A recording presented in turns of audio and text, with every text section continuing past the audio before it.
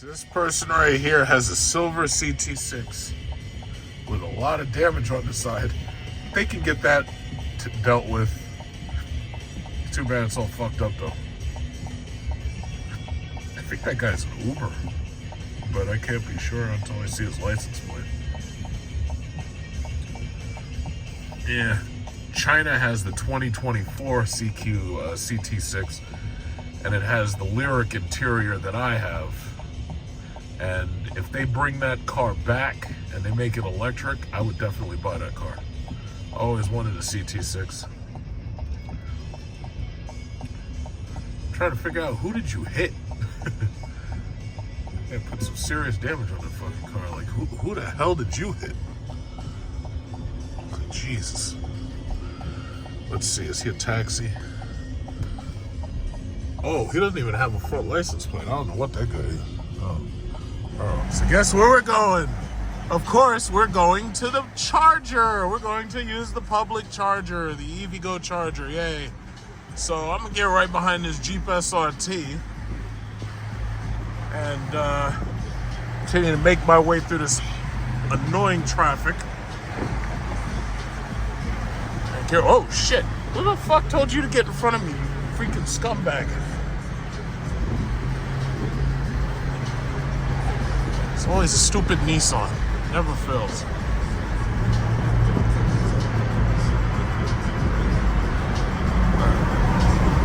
Alright, let's get around this guy right here. Sorry, buddy. Alright, bye.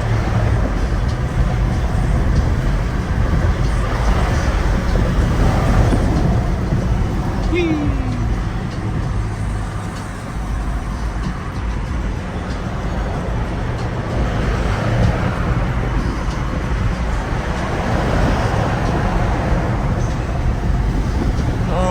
Gosh.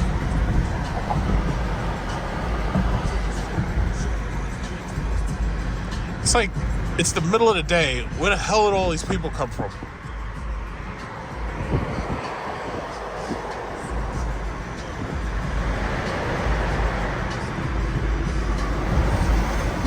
Uh-oh. Let's get out of there.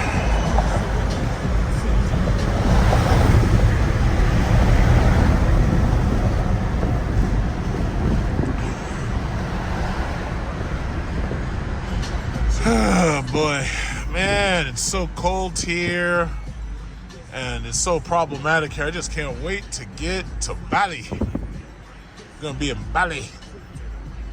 Can't wait.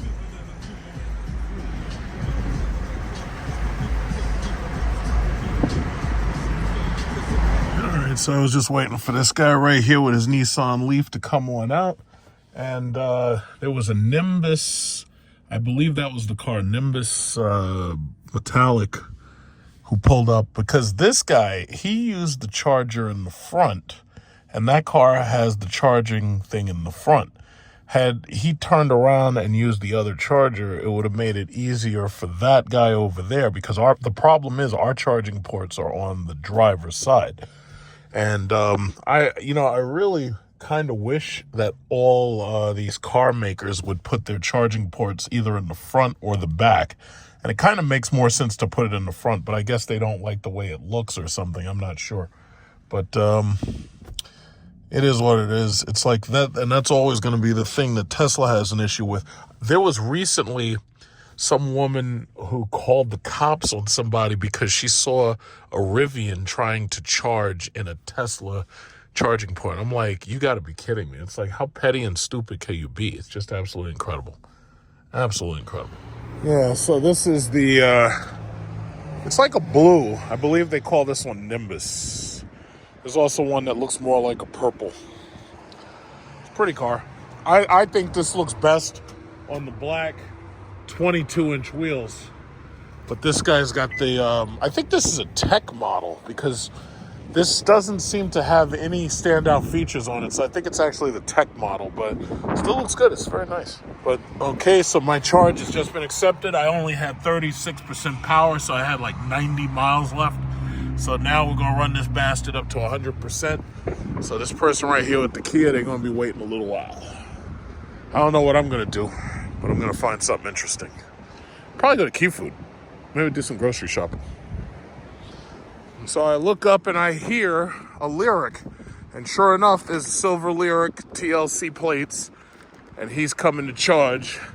Unfortunately for him, he's got to deal with these two people right here. One of them was me. And he's got to wait until we're done. And considering these battery packs are 100 kilowatt hours, we're going to be here a little while. But I'm already up to, I think, 180 miles. So I got a little while to go. How is it using this car for TLC? It's not worth it because of the charging, though. That's the only downside, right? Yeah, because in the city, they You don't come have... here real early, nobody's here. Yeah, or late night. Yeah, Like, or late night. yeah, that's the thing. Because usually, there's no EVgo charging station in the city. Did you see that in Westbury they've got 6 new ones in Westbury behind Target? EVgo? Yes. Oh, that's great. And it's almost open. And you know where Target is in the mall. Yeah. Westbury. You know where the movie theater is, Roosevelt Field Mall. Got you. They have. This started, right? They have they're taking up the wire, but they haven't turned them on yet. But as soon as that happens, we're home free. Yeah, man, we need it. There's 6 of them. So this 6 cars. These are slow though. I know. I charged the in Jersey and it was like 350 kilowatts. Yeah, my cousin has those things near him. 35-40 minutes. Yeah, it's slow.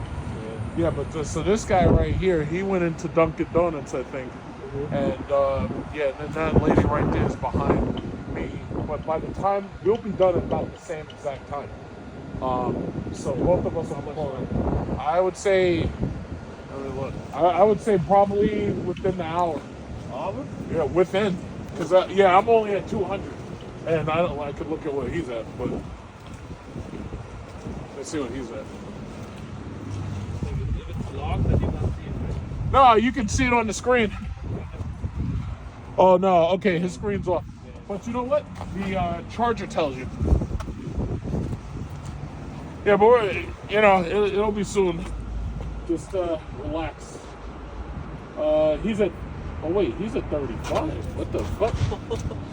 He's at 35%. Oh, probably this machine. It's probably slow for whatever reason. 63 kilowatts now. Huh? So you charge the same time? He plugged in before me. But when you came in, probably you had like 100 miles left. I had about 90. I had a little less than 90 something. Okay, yeah, 66.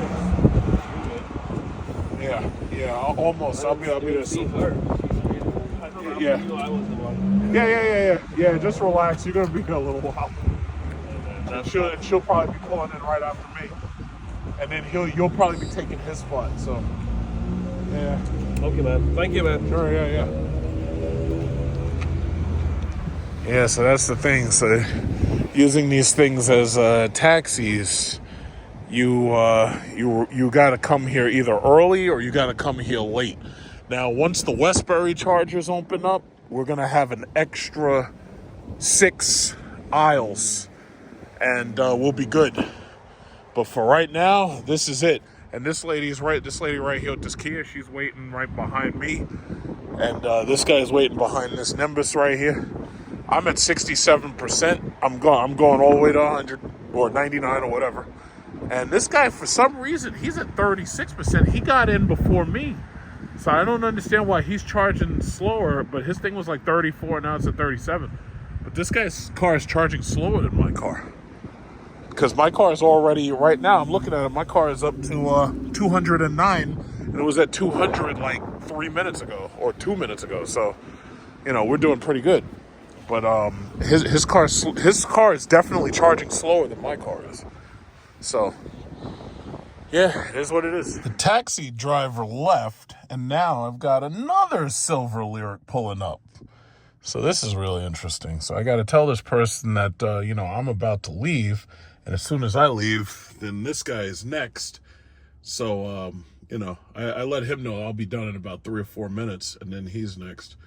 But this guy right here with this blue one, his car was charging a little bit slow. That guy's in there. He's got a blanket and shit. Like, he's like, relaxing. He's resting and relaxing. He's just chilling back there. So once he's gone, the Gray Lyric's leaving. Just like the taxi driver guy left too. So the Gray Lyric, he's out of there. He's like, yeah, I ain't got time for it. Well, okay, he's getting behind the red car. Okay, all right. So yeah, it's all working out. It's no big deal. I'm about done in like 3 minutes, and then I'm out of here. I have to ask, when did TikTok get a freaking radio channel? Like, when did that happen? So, like, I'm looking at these channels, and when you look at these, the first couple of channels, TikTok is like one of the first couple of channels. Since when the freak did TikTok get a radio station? So here I am, counting on my Congress to ban this shit, because not only is it turning our children into idiots, complete idiots, morons that are hurting themselves, idiots. So I am counting on my government to ban this shit entirely, right? Turns out that they got a freaking goddamn radio station. Like, how'd that happen? No wonder why our Congress won't do anything. These people, they're like fungal fibers that are on bread, and they're just drilling in deeper and deeper and deeper. They're like the flood. And I'm like, wait a minute. I'm counting on y'all to stop this obvious incursion by a foreign government. And I can't even count on y'all to do that. So I tell you what, when all of you Congress people lose your fucking jobs because your constituents don't show up to vote because they've been turned into idiots and they're so lazy that they don't show up, you deserve it. It's like when you lose your jobs, I hope you end up having to go back to a shitty job working at like Dollar Tree or whatever it is because you no longer can be career politicians. You people are stupid. It's just absolutely incredible. It's absolutely remarkably incredible. I'm up here counting on y'all to get rid of this shit, and it turns out y'all giving them radio stations. Like, what's going on here? I thought there was national security at risk. You guys suck.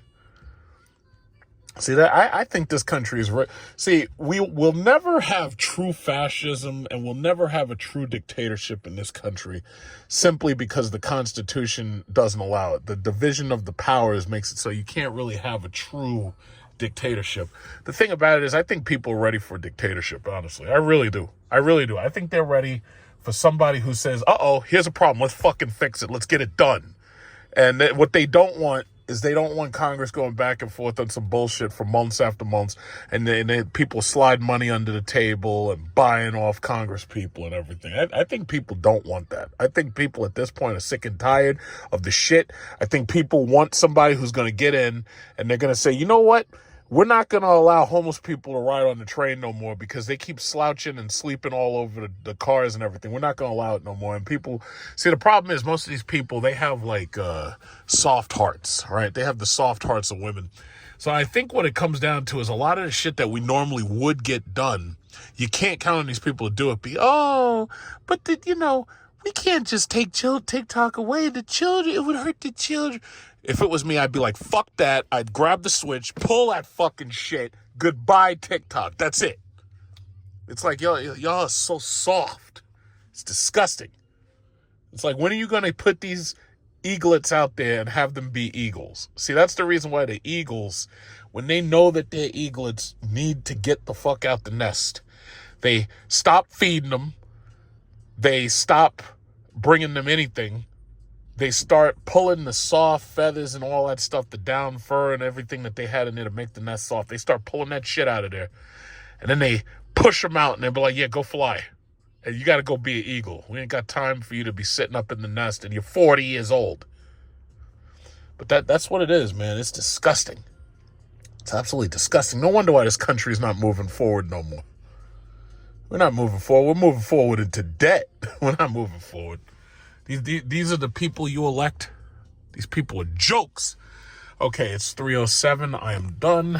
All right, let's get out there. Let's get out there because I'm pretty sure everybody wants to see me leave. All right. All right, let's get out of here. Okay. All right.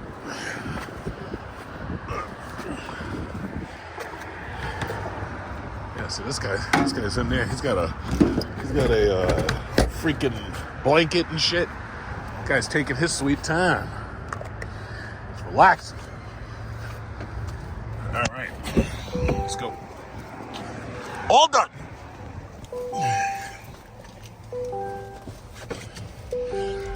Everybody's like, oh yeah, he's leaving, thank God. Who's next? What? Okay, I'm in reverse, right? All right, yeah, let me watch this thing. I love this camera system. I know other cars have cameras like this, but I love this camera system. This shit is fabulous. It watches your rims, too.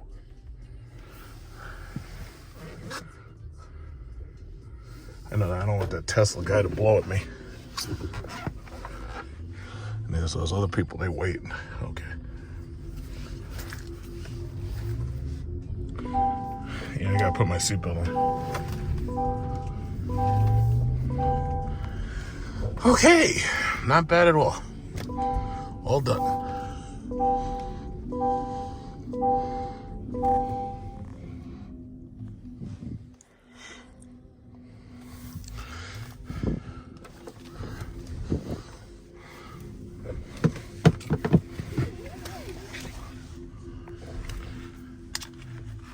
I can't wait till that Westbury Charger opens up. I cannot wait. It's gonna be fabulous. I can't wait till I'm able to make my first video from the Westbury Charger. Someday, I may even use a New Jersey Charger, but I'm really, really excited for the Westbury Charger.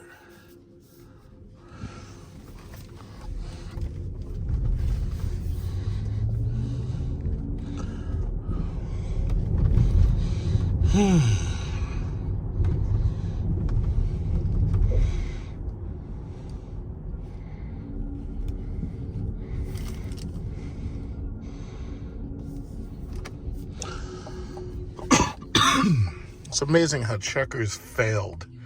Like, I just don't understand. How bad do you have to be for Checkers to go under?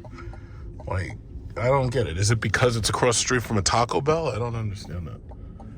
It's so strange. They should turn that into a charging station. It's like the way, and that's a brilliant idea. It's like, wait a minute. We've got all of these American businesses failing and going under. You know what you should do? You should turn most of those into charging stations. If you did that, then we wouldn't have a problem. And plus, because, the sad thing is Americans are soft. So when they, go by these places and they see these places all boarded up and shit and bankrupt, it's like, it really makes them feel bad. So my thing is, give them something to look at. See, that's why I need to be president. Once I'm elected, we're going to straighten this shit the fuck out. That's going to be my motto when I'm running for president. Vote for me. I'm going to straighten shit the fuck out. That's how we're going to do it. I know somebody will try, oh, that's not a presidential thing. You can't curse it. I'll be like, yeah, well, the last couple of guys did. So I'm going to do it, but I'm going to do it big. And we're going to do it better. Vote for me, and I will straighten shit the fuck out. Once and for all. Now, that would be a great campaign slogan. Look at all of this goddamn traffic. This is amazing. Look at all this traffic. Oh my God. I'm looking over that bridge and I'm like, you gotta be kidding me. Holy shit, these people are at a standstill. But that's okay. That's okay. These people are at a standstill. Look at this shit. For the next couple of miles. Oh my God.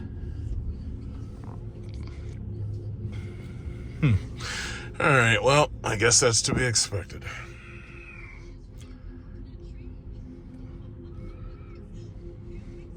But that's okay, because I only have to do this once. This chick's biting her nails and shit. From Ohio. She's from Ohio. She's from Ohio. That's Trump country. That's Trump country. But see, that's why I love this car so much. You get in this heavy-ass traffic, you're like, oh, man, this sucks, I'm bored.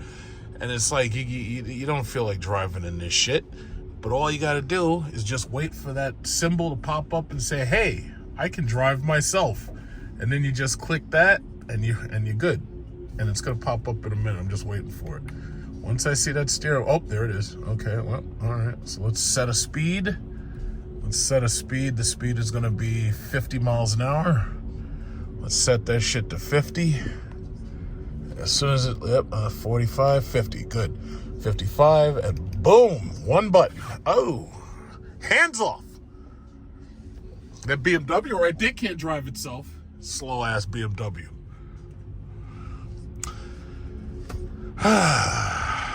You know, now you can hit the massage button. I heard, the chair's already a little hot because the heated seat came on. Just hit that massage button, just relax.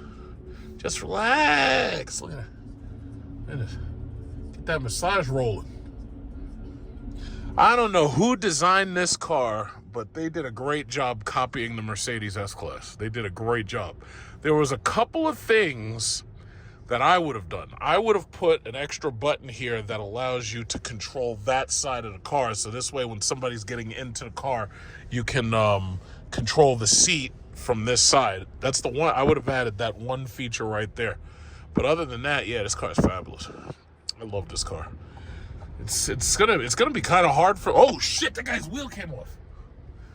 Yeah, it's gonna be kind of hard for me to actually hand them this car back. Because the thing, I always have the option of to buy. But if I considered that, they would have to show me the battery health of the car, because there's no way in hell I'd buy an SUV that I've been using and I've been running the battery the way I've been running it. And I haven't been really running it that hard. It's just that, it's almost, I don't know what prices are going to be like in 3 years. Is that Hellcat? No, that's one of those boring-ass Scat Packs. I can't believe the pricing. They got people paying $77,000 for these dumbass Scat Packs. Like, how stupid do you have to be to spend that kind of money on what used to be Hellcat pricing? Like, that doesn't make sense. Let me just speed up a little bit because there's a Ram truck behind me. But what's funny? This car weighs more than that Ram truck who's behind me. So if he makes the mistake of hitting me, it's like I'm going to do more damage to him than he's going to do to me. But, yeah, the car wants to change lanes by itself. It's like the car decided that whoever's in front of me is not moving fast enough and said, fuck them. I'll go around them. I love that. But, yeah, man, they got these people paying all this fucking money for these old-ass cars. These cars are, like, over freaking 12 years old. And you try... Oh, Ram truck. This guy. He's not a TRX. He's just a regular Ram. Just a regular Ram truck. It's like, if you're a regular Ram truck... It's like, you ain't got no business to be out here, boy. You need to be a TRX. I can't get excited about no regular Ram truck. Those are boring. I'm sorry, everything's so boring now. Look at this. This car right here is very boring. Look at this guy. He's not even paying attention. Fucking guy's on his phone. What's this guy doing? This guy's got a coupe C-Class or whatever. Everything's so boring. Look at this guy.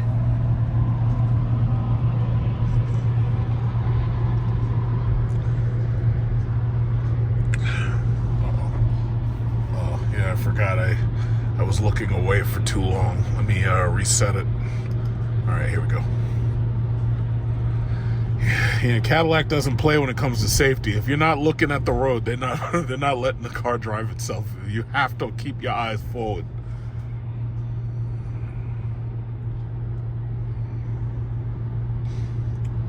I just like how they did it. Like, Mercedes, I gotta say, but see, that's the difference between Cadillac and Mercedes. It's like, first of all, the S-Class, I was looking at the stats, the S-Class is a whole foot longer than this car. And in addition to that, my dashboard is sank into the pillars. Like, my dashboard, like, Mercedes would have kept this dashboard right at that level. But Cadillac, for whatever, like, I think Jaguar was the first car company I noticed that did that shit where they sank the fucking, like, the control systems, they sank that thing in there. Like, I'm not saying it's a bad choice. I just think it would have been better if they hadn't. I think it would have been better to keep all this shit a little bit higher up. But what they tried to do, obviously, was they tried to make this car feel, they tried to make it feel smaller. I guess, when you're dealing with these little ass 5'0" women, I think what they wanted is they want to make it have a driver position that feels as if the car is not as large as it actually is. Because this is actually a very large car. It's tall, and the ceiling is pretty high, and it's also pretty long. This thing's like 197 inches long. You know, and I guess, yeah, but other than that, I mean, it works well. It's just that I would have designed it slightly differently because I would have been thinking about me. And the reality is, if you make big cars, they're gonna sell, because no matter, even if they're not that fast, they're still big. And if they're big, that means that you have more options with them. Like, people will pick one of those Equinoxes right there because that's a relatively big car. You know, like, let's say you're a plumber or something, you can put all your tools and shit in the back. You know, there's always a reason. Or let's say if you've got 2 children. See, this is the EQ. These things are barely selling. That's the EQB, I believe. Yeah, that's the EQB 300. You don't see as many of those selling because that's the cheapest one. And it's not a bad car. I've driven it. It's actually pretty nice. It's actually pretty fast. It's just that the EQE and the EQS are better, but even those aren't as nice as the E-Class and the S-Class. The E-Class and the S-Class are beautiful. You know, so most people who buy a new Mercedes are going to buy those. You know, especially that E-Class. That E-Class has always been their best seller for a very long time running. But it's like these cars, it's like everything's just so fucking boring. It's not because, I'm not saying it's boring because the engines are going into turbocharged bullshit 4 cylinders and stupid, lame turbocharged 6 cylinders. I'm not saying it's boring because of that. I'm saying it's boring because, like, nothing's, like, really exciting anymore. It's just, everything's just boring. It's like, you know, I don't know. Maybe it's I have a short attention span and I buy something and I get fun out of it and I'm like, yeah, I gotta get something else. You know, I don't know. Look at this Altima. This thing is peak boring. Look at this Altima next to an Accord. Super peak boring. Boring. Boring. It's so boring. Look at this guy. He's got a Kia Niro. Everything's so boring. You got a Nissan sneaking up behind me, so you can actually see if I turn on my power mirror. I've got a power mirror in these cars now. But you can see this person right here, this person with this Nissan sneaking up on me. It's like, I hope he's not trying to tell me to go faster. So I ain't having it. It's like, never am I driving and like somebody passes by in a Bugatti Chiron. Or never, like every now and then you'll see a Lamborghini, but like, where's all the Bugattis at? Like, there's no Bugattis. I want to see Bugattis. I want to see some Bugattis. Where's all the Bugattis at? It's boring. Everything's so fucking boring.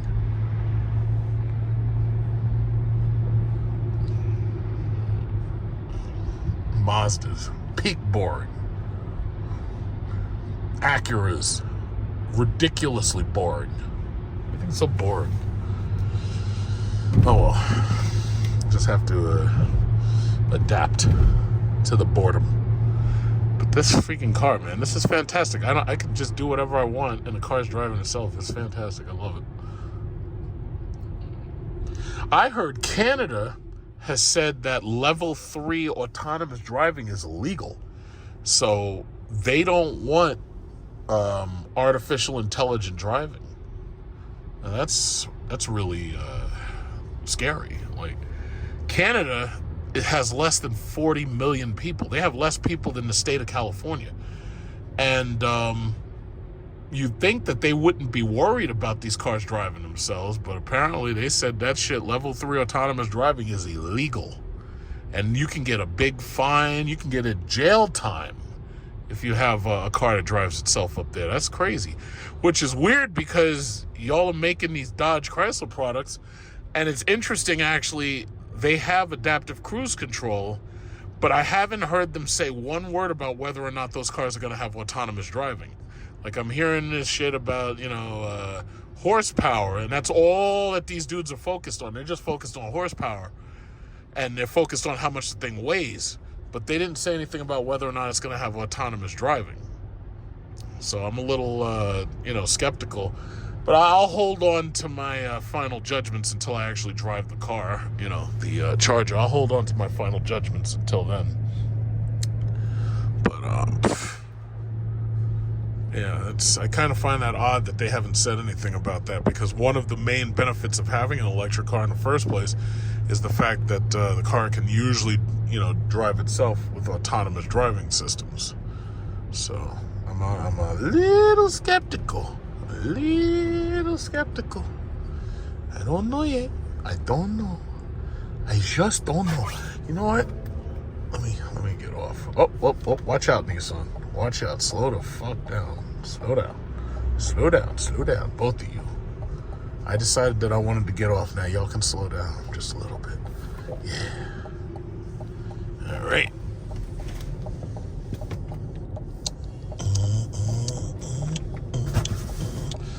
I had like a gallon of milk back there. I'm pretty sure it'll be okay. I may have to check it though. I don't want that shit spilling. Yeah, so I got a gallon of milk and I got some orange juice. That vitamin C. Kia Telluride or Honda Palisade? Hyundai Palisade. I can't believe that there are people that paid $80,000 for a damn Kia Telluride. Listen, I understand that the pandemic came upon you real suddenly, but there ain't no reason to buy like $80,000 for one of those. That is $50,000 at best. Like, I don't know how anybody paid that kind of money for one of those damn things. Like, you'd have to have your freaking head examined. It's like, could you imagine you sitting down, you know that this thing's supposed to be about $50,000, and they're telling you got to pay $30,000 over a stick on a Kia Telluride? It's just like I knew people who were buying like those Acura MDXs during the pandemic, and I was trying to tell them, I was like, yo, listen, there's way better deals that you can get than this thing. Granted, the market's a little bit of a mess, but there's no way. There's no way. Even I would have got a Jeep Cherokee L, and I really think that they neutered the fuck out of this car. They neutered this car so bad that they might as well have just rebadged a Magnum. No, not a Magnum. They might as well rebadged a Durango and just called it a Jeep Cherokee L, and it would have still looked better. But the WK2 had so much more character. But these new WLs, man, these things look terrible, and they're boring looking. The interior looks nice. Yes, it looks very nice, and it looks passable. Not really luxury carish, but it looks passable. But the outside looks so boring. It's like, how did they do that? Like, you killed an icon. No V8, no balls. It's like, y'all have slit your own throats. You really, that's what y'all have done as a car manufacturer. You have slit your own throats. And at this point, you're just gonna bleed out. You've slit your throats. Literally.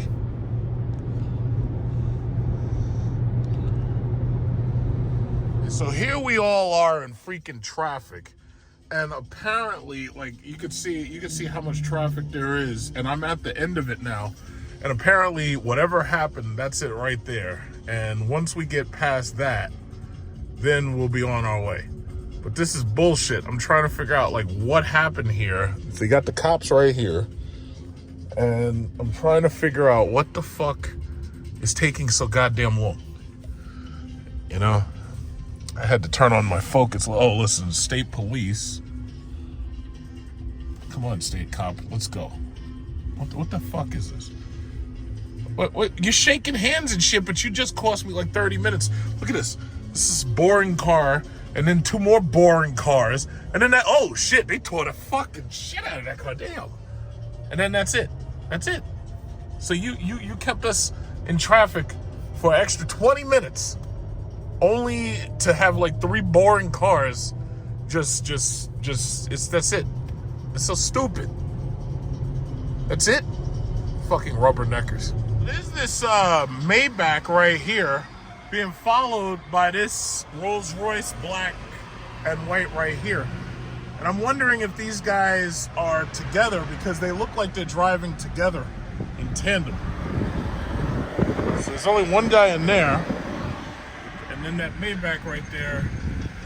Yeah, it looks like they're sticking together. So I'm trying to, I guess they're just together. the old Maybach.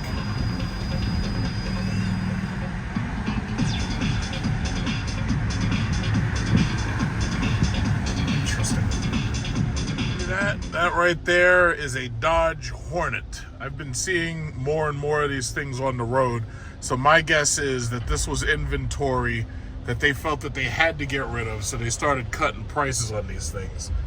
It's a little car. It's like the size of one of those Jeep Compasses. It's just a small car. It's underwhelming.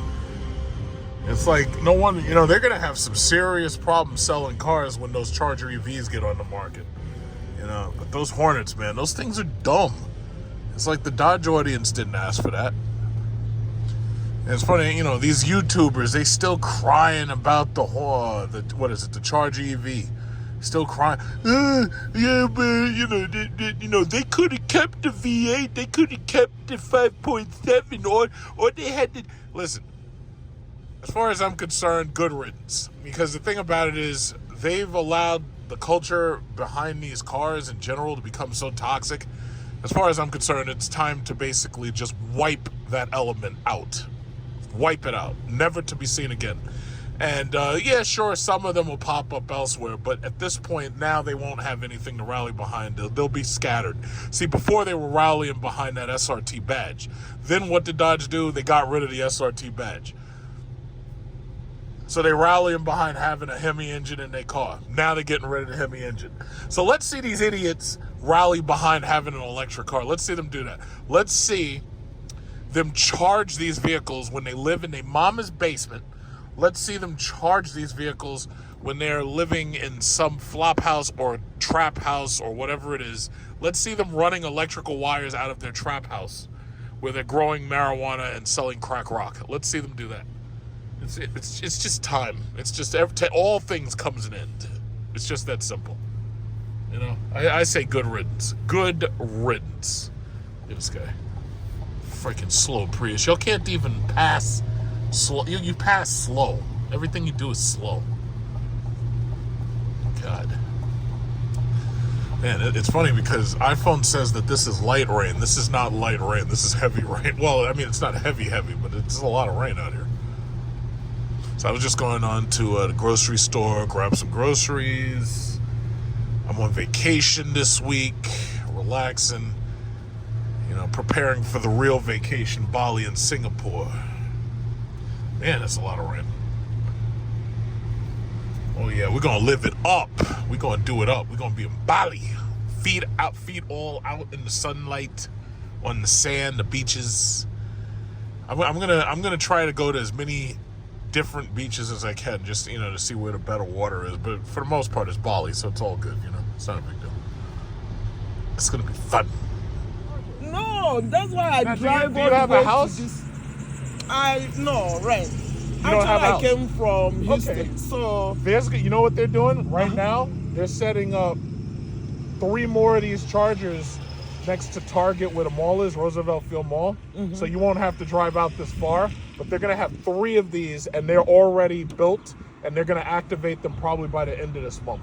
So that's going to help us out a lot. We won't have to come yeah, because I came from Jamaica, and when I'm looking, if I have to go to work, maybe 1 hour drive, I need to charge it full so that I will make sure nothing stops me on the road. Yeah, but it's really easy. So you just plug it in. So like now, if I, when you're done, so how many hours? This car has a smaller battery than my car, right? So it should only take you maybe 40 minutes or less. It may take you 30. It does, and besides, your car is not dead. It's not low, no. so it shouldn't take you a very long time. But here's the thing: when the car has very little power, it takes less time to charge it to full than it does when it's close to full to charge to full. Yeah. Because it's like the electrons don't know where to go if the whole place is full. Yeah. So it may take about 30 minutes. Okay. Not long. But your own, how long will it take? Mine, Because right want now, to go I to just started.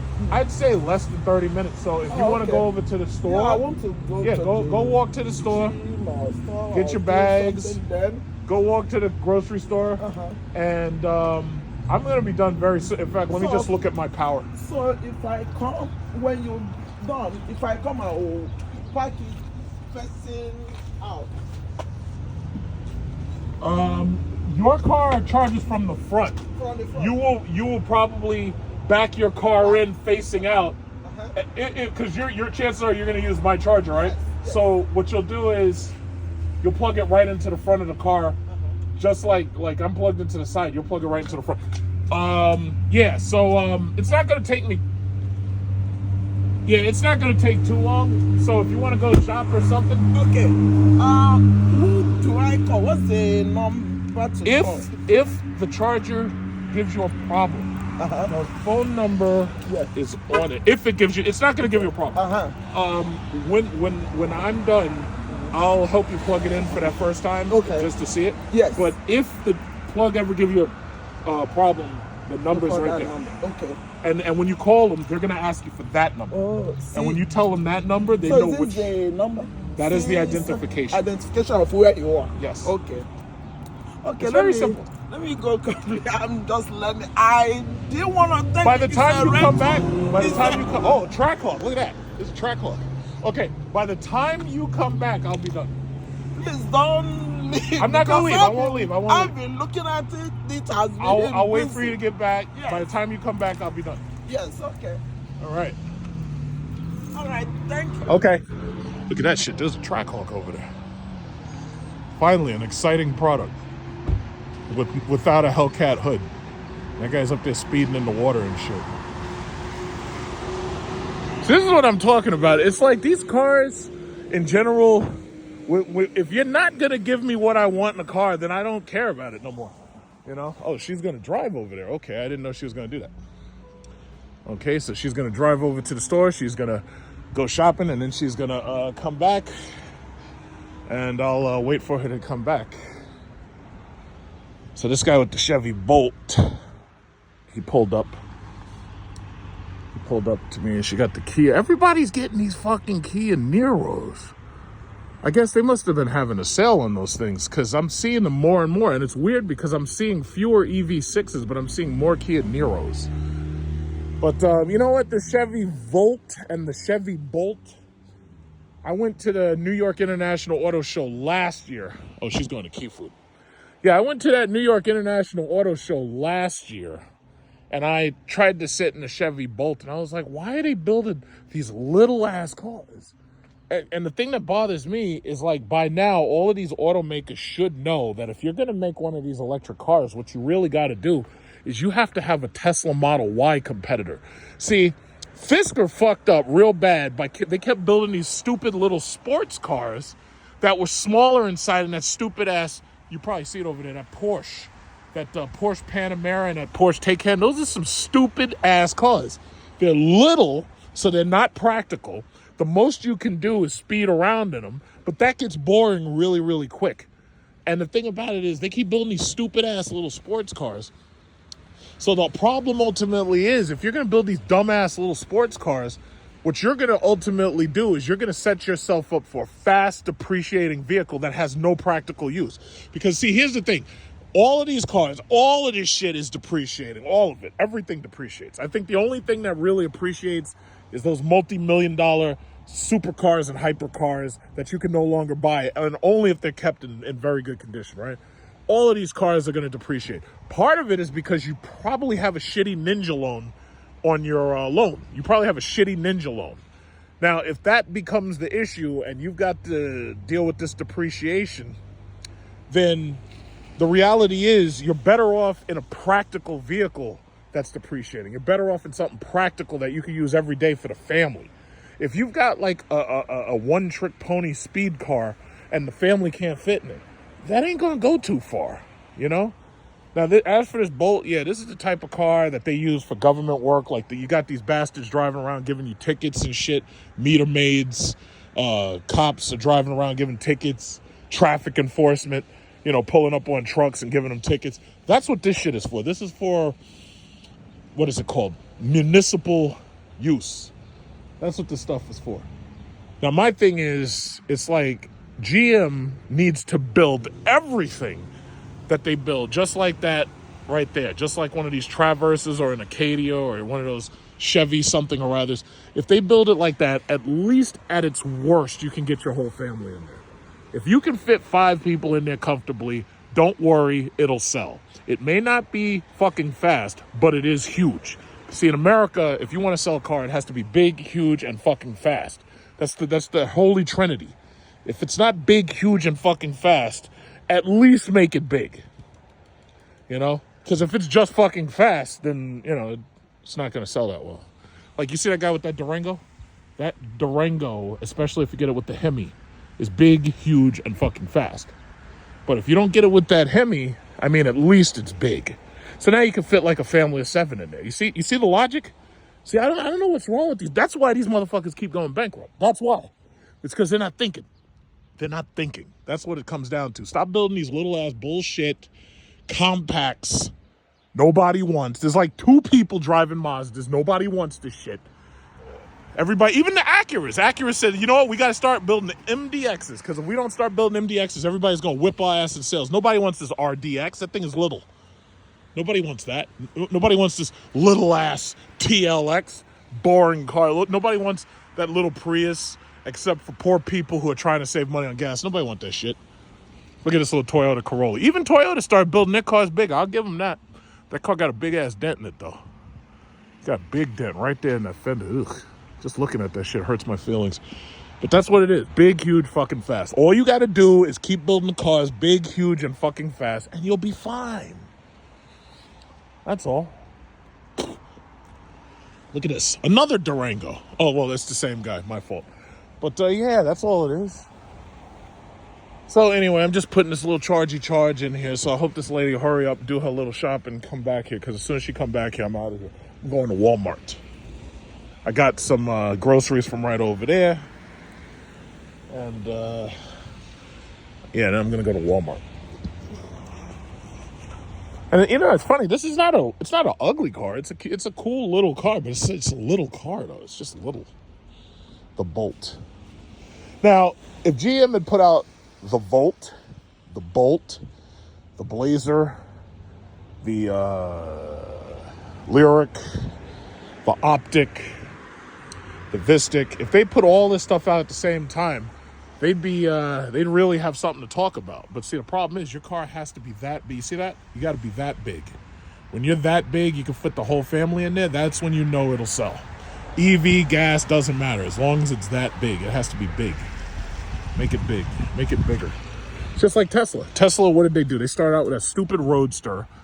Nobody's buying that shit. And then they say, hey, I got an idea. Let's make a car that's big, huge, and fucking fast. So what do? They make the Tesla Model S. The thing had the ability to seat 7 people because it had jump seats in the back that were facing backwards. And the thing was fast as hell. And right now you got Teslas, and things run 9.5 all day long, even with a little girl driving it, 9.5. And now you got the Lucid Sapphire running 8.6. You know, big, huge, fucking fast. That's what you got to do. That's how you sell a car. It's just that simple. In America, anyway. Now, if you're in China or if you're in fucking Luxembourg or something, nobody wants that shit. They want little cars that they can barely fit in. It's very strange. I think it's because they use the metric system. Look at this guy. This guy's back with the Trackhawk. You can hear him. You can kind of hear him. This guy's back with the Trackhawk. Look at that. Man, they screwed up with that car so goddamn bad. What a joke. They could have made that such an awesome product, and they ruined it. So, here you go. While I'm waiting for this charge to finish up, I'm at 258 miles. I was just going to wait until 300, and I'm waiting for that lady to come back. As soon as she gets back, I'm leaving. In fact, this guy who has the Chevy Bolt, he came back, and he's right next to me right now, and he's still charging because his car was at like 20% when he got here, so I think he's going to keep on charging. But anyway, let's look at this story right here about this Ram truck going with this stupid twin-turbo bullshit engine that nobody wants. The 6-cylinder swaps the TRX for RHO. You see how they do? This is how you kill a brand right here. I want everybody to take note. This is how you kill a car brand right here. And you know, I just noticed something. There's a shopping cart that's tilted over next to this Tesla supercharger. I'm trying to understand why is that.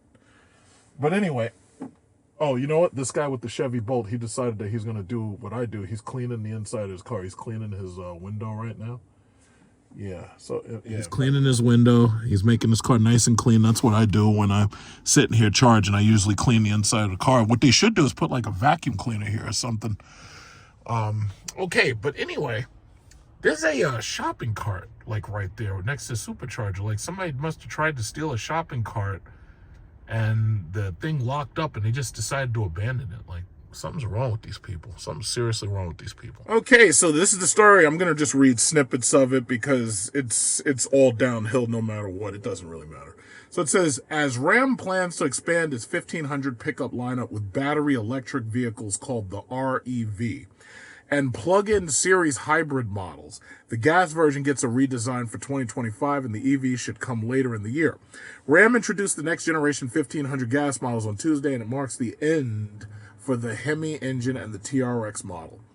The Hemi gives way to the Hurricane twin-turbo 3.0-liter inline-six that has already appeared in the Jeep Wagoneer and the Grand Wagoneer. And considering I made a video showing me drive the Grand Wagoneer with that engine, I can tell you already the turbo lag is horrible, and you only save like 2 miles per gallon.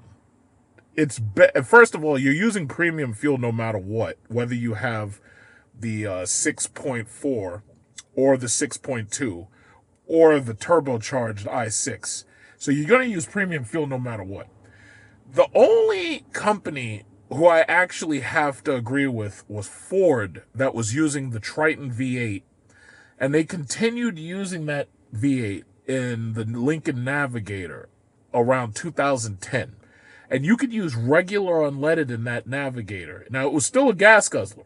The thing about it is you could use regular unleaded and you didn't have to worry about loss of power. First of all, because you're not racing anybody. It's a people hauler. If I'm going to use fuel, I want it to use regular unleaded, not premium, because when you're using premium, you're paying $1 more per gallon every single time you fill up. Well, thanks to Bidenomics. But if I can't have that, I don't want turbos on my engines. First of all, you know, turbos, we all pretty much know that it hurts the longevity of most of these engines when you have these turbochargers on them, because you have like a more aggressive exhaust profile and basically the engine works a lot harder. I would rather just go straight to electric vehicle than to have turbochargers or to have hybrids. Now, that's me. And as you can see, I put my money where my mouth is. I said, yeah, the fuck Dodge, I'm going. They won't give me what I want. There's no Chrysler Hellcat. I'm just going to go buy a Cadillac. So I said, I'm going to buy a Cadillac. I told them, build me a Cadillac. I put everything in this car. I was like, yo, just give it to me. And I bought it. I put my money where my mouth is on that. But what I'm saying is, I think that they are seriously going to hurt this brand. First of all, Stellantis has not proven good reliability with this Hurricane engine. I've seen the Grand Wagoneers ending up in the shop over and over and over again. And the thing about it is, because of how compact these things are made, you've got to take like the entire truck apart just to get to the damn engine. It's crazy. It's like a lot of these new cars, you have to take the front bumper off just to access things like the oil can and like, well, not really the oil can. You can get that from the bottom. But there's certain parts of these cars that you got to take the whole damn bumper off just to access them, right? Like if the oil system has a problem, like you have to literally take the whole car apart. It's ridiculous. So bottom line is, Ford kind of did the smart thing, and they said, yeah, we're going to ditch the V8 and we're just going to do it a long time ago.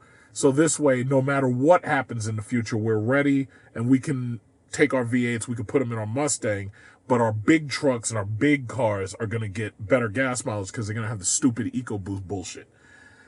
EcoBoost, E-G-O, EcoBoost. Those they're called EcoBoost engines. Anytime somebody tries to tell you it's an EcoBoost engine, tell them, no, it's an EcoBoost engine. Ego, it boosts your ego. That's what it is. It's an EcoBoost engine. So anyway, it says the Hemi gives way to the Hurricane.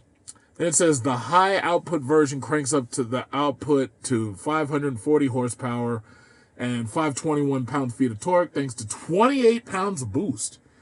The HO version high output makes 145 more and 110 pound more of torque than the 5.7. Why are you comparing it to the 5.7? Like, nobody talks about that engine no more. But anyway, aluminum is used. Aluminum for the block, cylinder, head, and oil pan. The base engine will continue as the 3.6 V6 with e-torque. It makes 305 horsepower and 269 pound-feet of torque in the current model. E-torque electric motor can add another 90 pound-feet. Every engine will come with an 8-speed automatic transmission.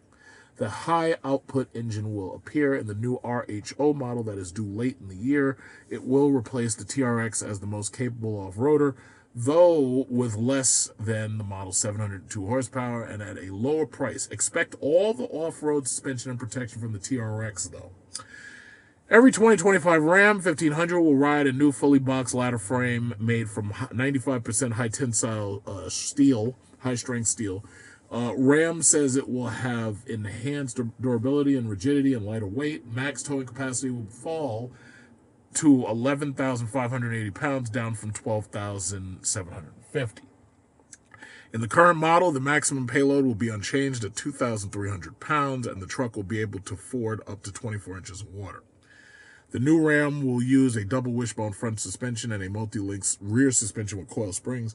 It will also offer a 4-corner air suspension with 5 ride heights and adaptive dampers. So basically, first of all, I'm looking at the pictures of this thing, and obviously it doesn't have all of the body cladding that the Ram TRX has. Like, the Ram TRX is such a large truck that thing is large in every single direction. Now, both of these trucks have the same interior, but that Ram TRX has like a wide body truck look, and it has wider fenders than it actually needs to have, which actually makes it look a lot more aggressive, and it also makes it look a lot more bigger. So this is what I believe. What's happening ultimately is they're getting rid of the gas guzzling truck. They're going turbocharges, e-torque, e-motors, this, that, and other. There's a large, and it's funny because I'm saying this, I'm seeing a truck right in front of me pulling a boat that's passing by on this road. But anyway, there's a lot of people who drive a truck just because it's a status symbol. They drive a truck because they want to be seen driving a truck. There are a large number of people who work with their trucks, but there's also a lot of people who drive a truck as a status symbol and they just want to be seen driving a truck.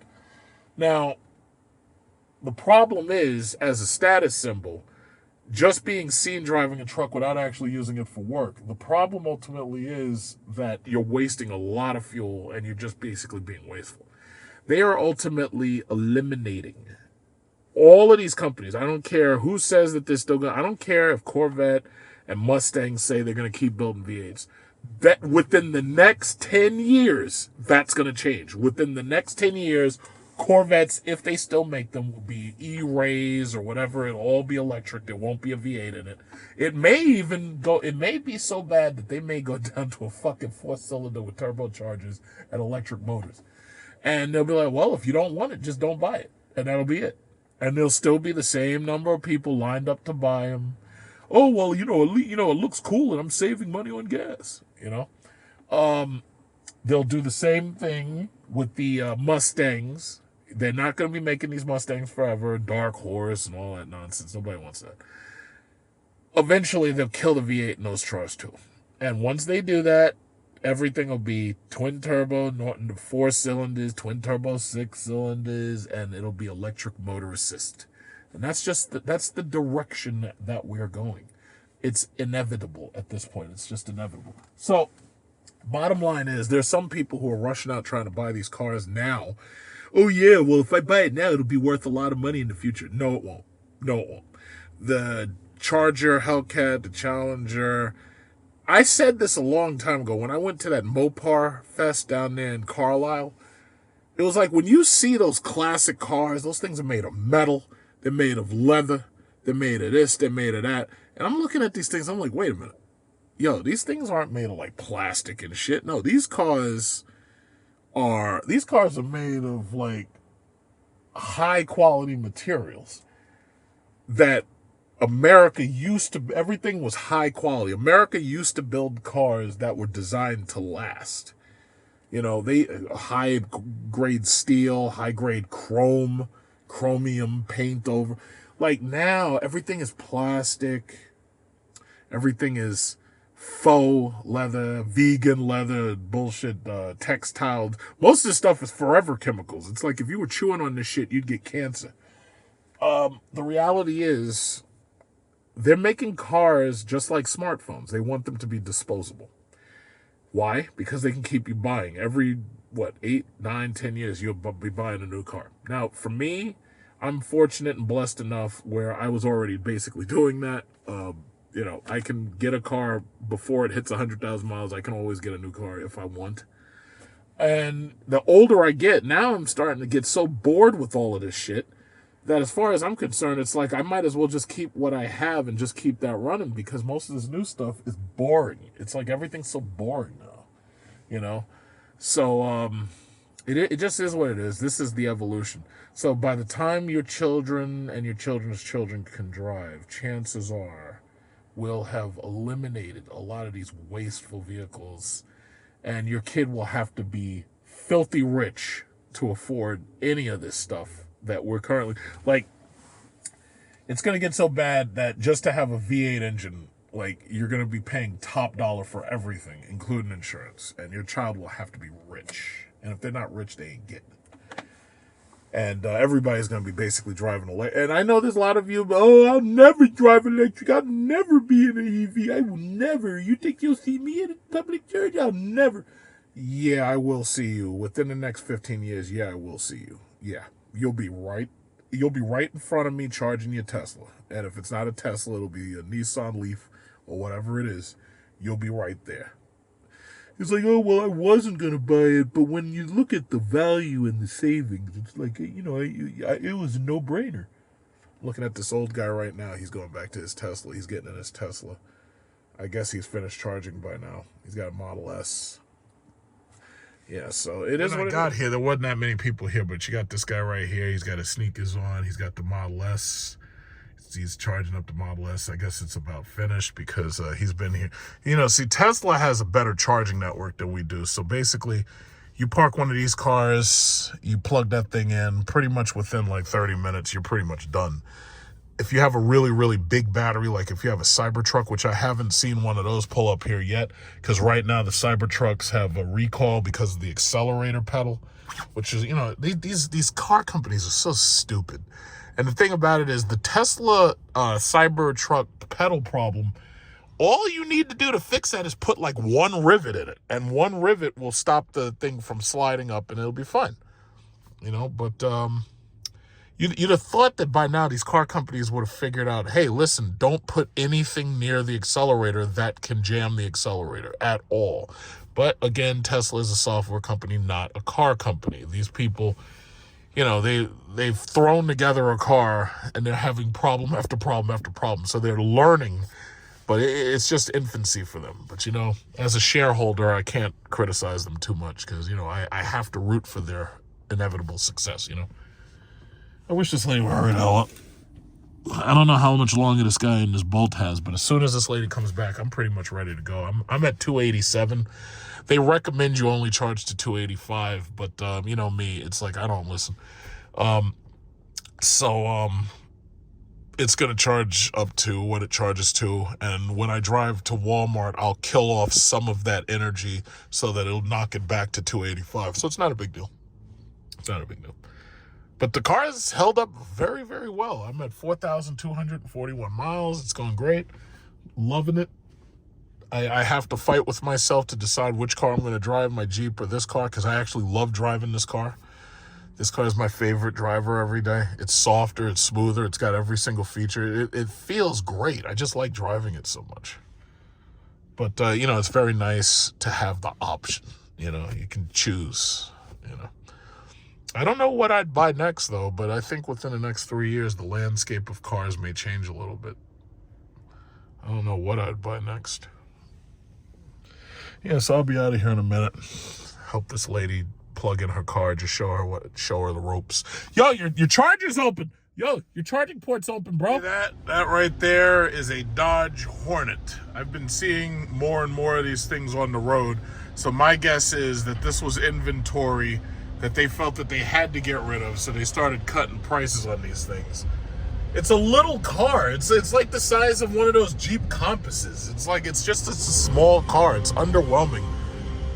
It's like no one, they're gonna have some serious problems selling cars when those Charger EVs get on the market. But those Hornets, man, those things are dumb.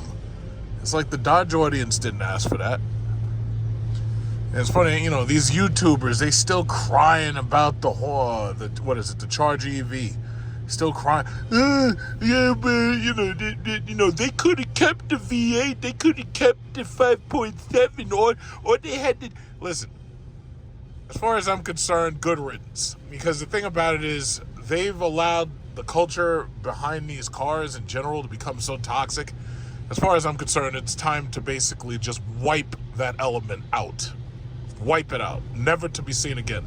And yeah, sure, some of them will pop up elsewhere, but at this point now they won't have anything to rally behind. They'll be scattered. See, before they were rallying behind that SRT badge. Then what did Dodge do? They got rid of the SRT badge. So they rallying behind having a Hemi engine in their car. Now they're getting rid of the Hemi engine. So let's see these idiots rally behind having an electric car. Let's see them do that. Let's see them charge these vehicles when they live in their mama's basement. Let's see them charge these vehicles when they're living in some flop house or trap house or whatever it is. Let's see them running electrical wires out of their trap house where they're growing marijuana and selling crack rock. Let's see them do that. It's just time. It's just all things comes an end. It's just that simple. I say good riddance. Good riddance. This guy. Freaking slow Prius. Y'all can't even pass slow. You pass slow. Everything you do is slow. God. Man, it's funny because iPhone says that this is light rain. This is not light rain. This is heavy rain. Well, I mean, it's not heavy, but it's a lot of rain out here. So I was just going on to the grocery store, grab some groceries. I'm on vacation this week, relaxing, preparing for the real vacation, Bali and Singapore. Man, that's a lot of rain. Oh yeah, we're gonna live it up. We're gonna do it up. We're gonna be in Bali. Feet all out in the sunlight, on the sand, the beaches. I'm gonna try to go to as many different beaches as I can, just to see where the better water is. But for the most part, it's Bali, so it's all good. It's not a big deal. It's gonna be fun. No, that's why I drive do you have a house? No, rent. Actually, I came from Houston, okay. So You know what they're doing right now? They're setting up 3 more of these chargers next to Target where the mall is, Roosevelt Field Mall. Mm-hmm. So you won't have to drive out this far. But they're going to have 3 of these, and they're already built, and they're going to activate them probably by the end of this month. So that's going to help us out a lot. We won't have to come here. Because I came from Jamaica, and when I'm looking, if I have to go to work, maybe 1 hour drive, I need to charge it full so that I will make sure nothing stops me on the road. Yeah, but it's really easy. So you just plug it in. So like now, when you're done, so how many hours? This car has a smaller battery than my car, right? So it should only take you maybe 40 minutes or less. It may take you 30. It does, and besides, your car is not dead. It's not low. No. So it shouldn't take you a very long time. But here's the thing. When the car has very little power, it takes less time to charge it to full than it does when it's close to full to charge to full. Yeah. Because it's like the electrons don't know where to go if the whole place is full. Yeah. So it may take about 30 minutes. Okay. Not long. But your own, how long will it take? Mine, right now, I just started. I'd say less than 30 minutes. So if you want to go over to the store, I want to go. Go walk to the store. Get your bags. Go walk to the grocery store, and I'm gonna be done very soon. In fact, let me just look at my power. So if I come when you're done, I will park it facing out.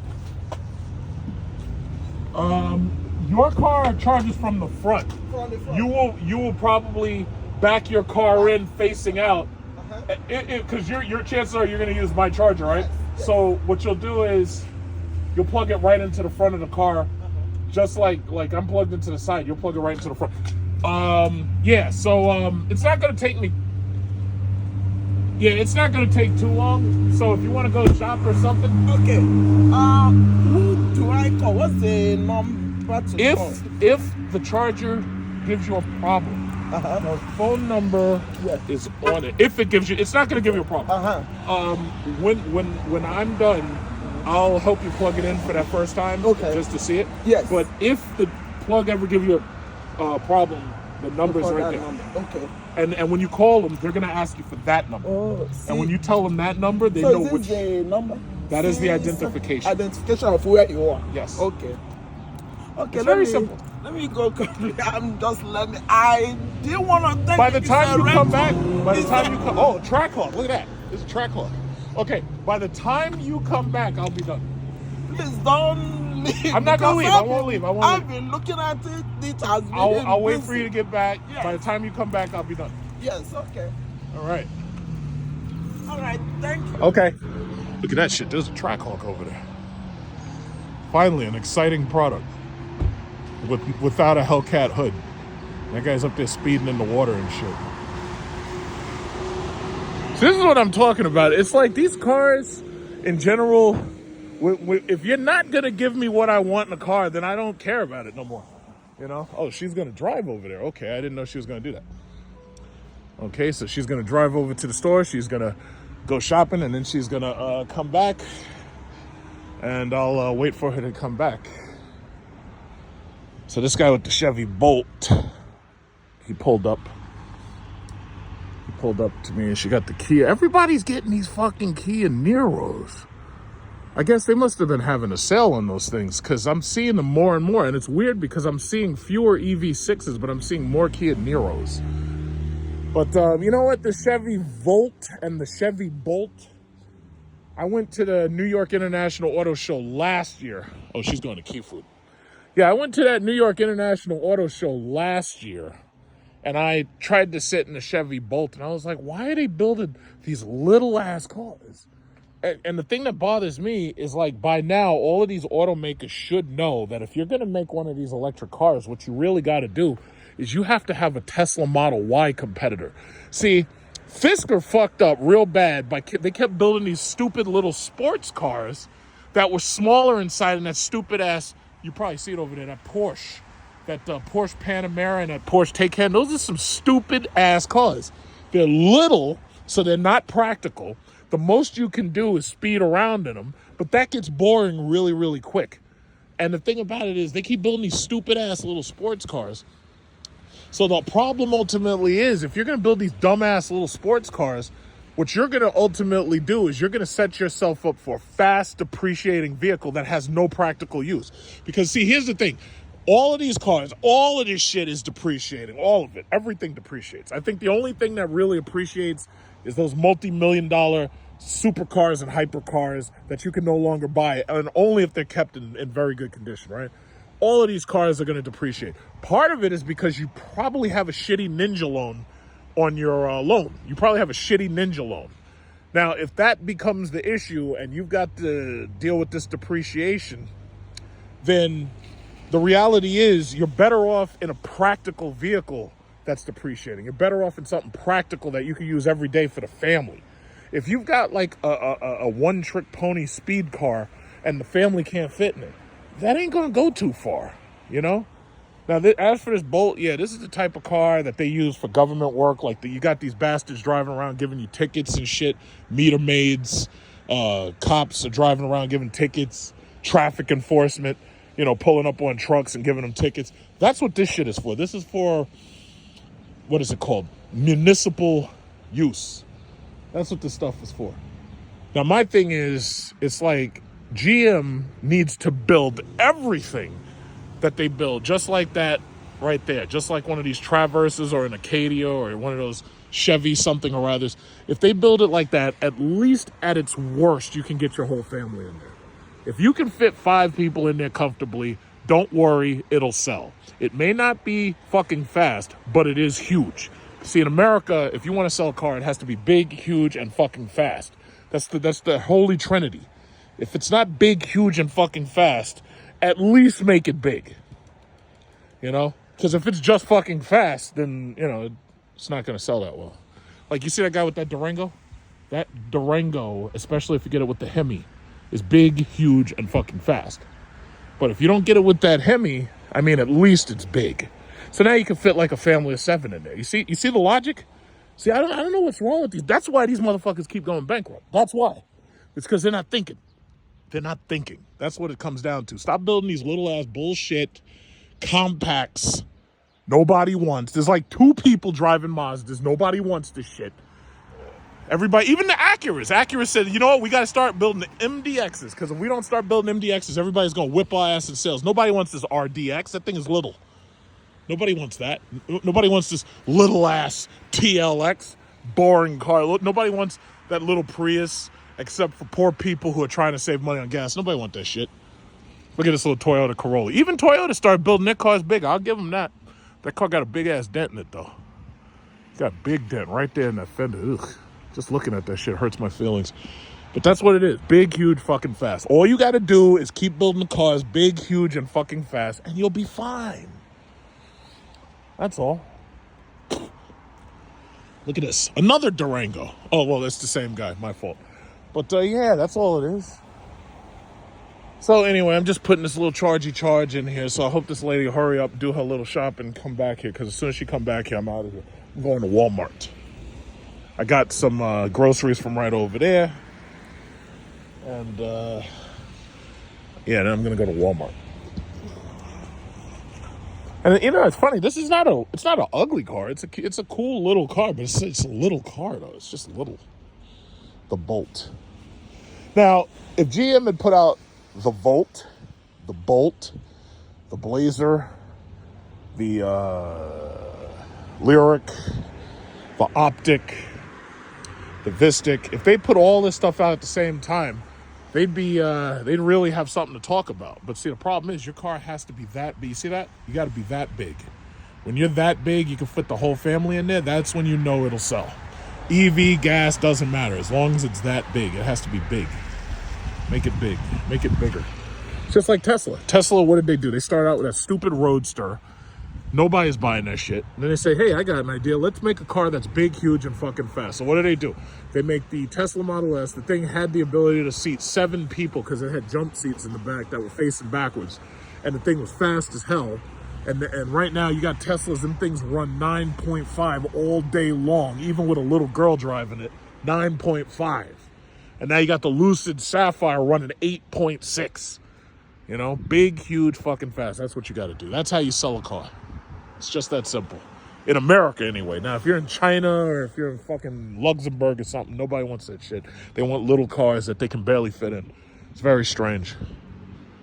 I think it's because they use the metric system. Shit, look at this guy.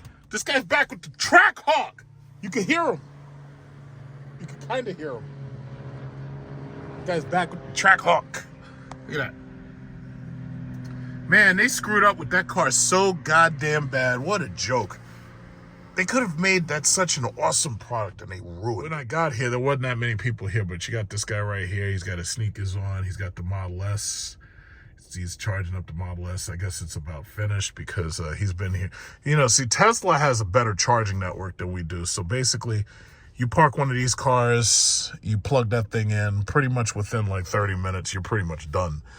If you have a really, really big battery, like if you have a Cybertruck, which I haven't seen one of those pull up here yet, because right now the Cybertrucks have a recall because of the accelerator pedal, which is, you know, these car companies are so stupid.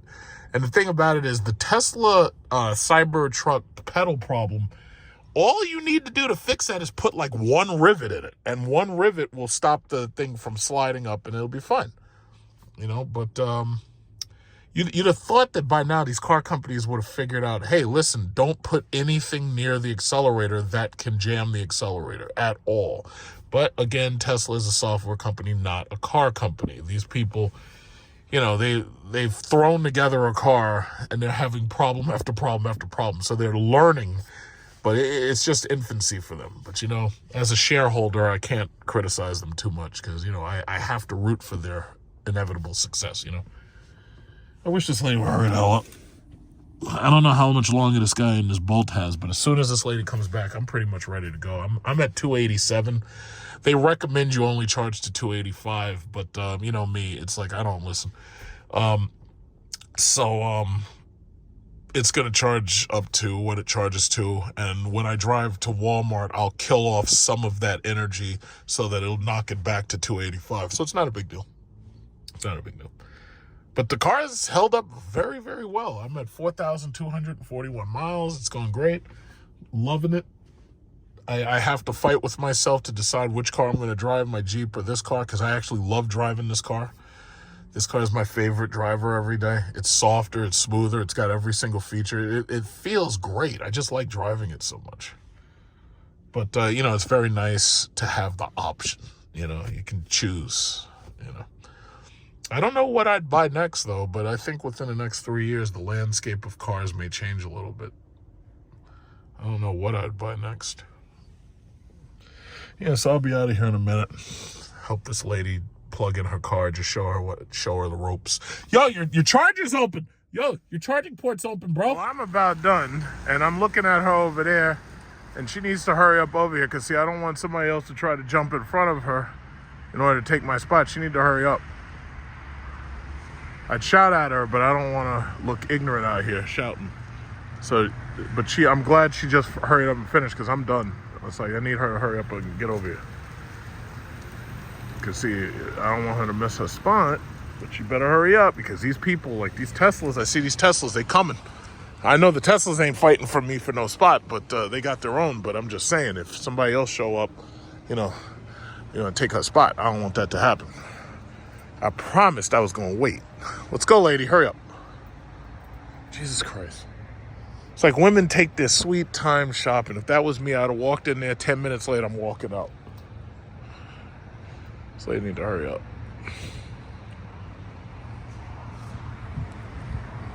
GMC.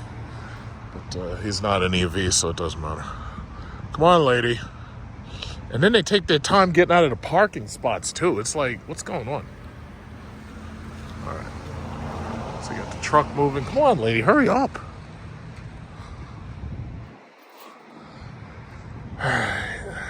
I'll just assume that she'll get over here within the next 2 minutes.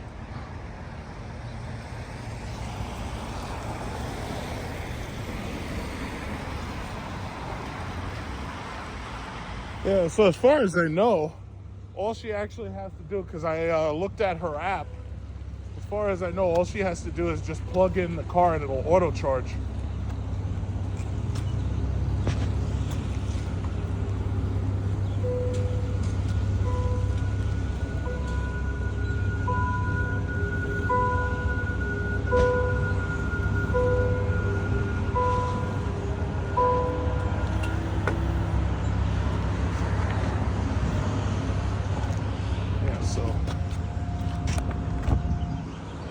Case comes out.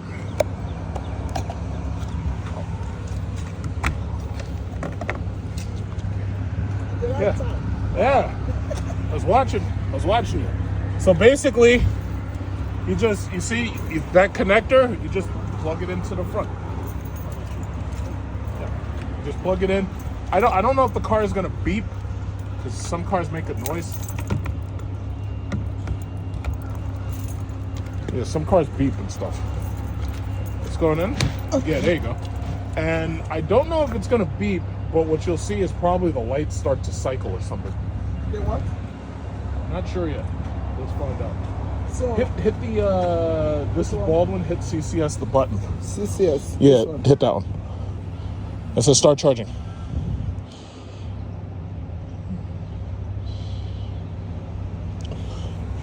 Yeah, I'm not sure if your car beeps or something. I'm not really sure, but it's going to tell you. It's going to tell you right there. What oh, you heard it? Yeah, you can hear it setting up. Yeah, it clicks.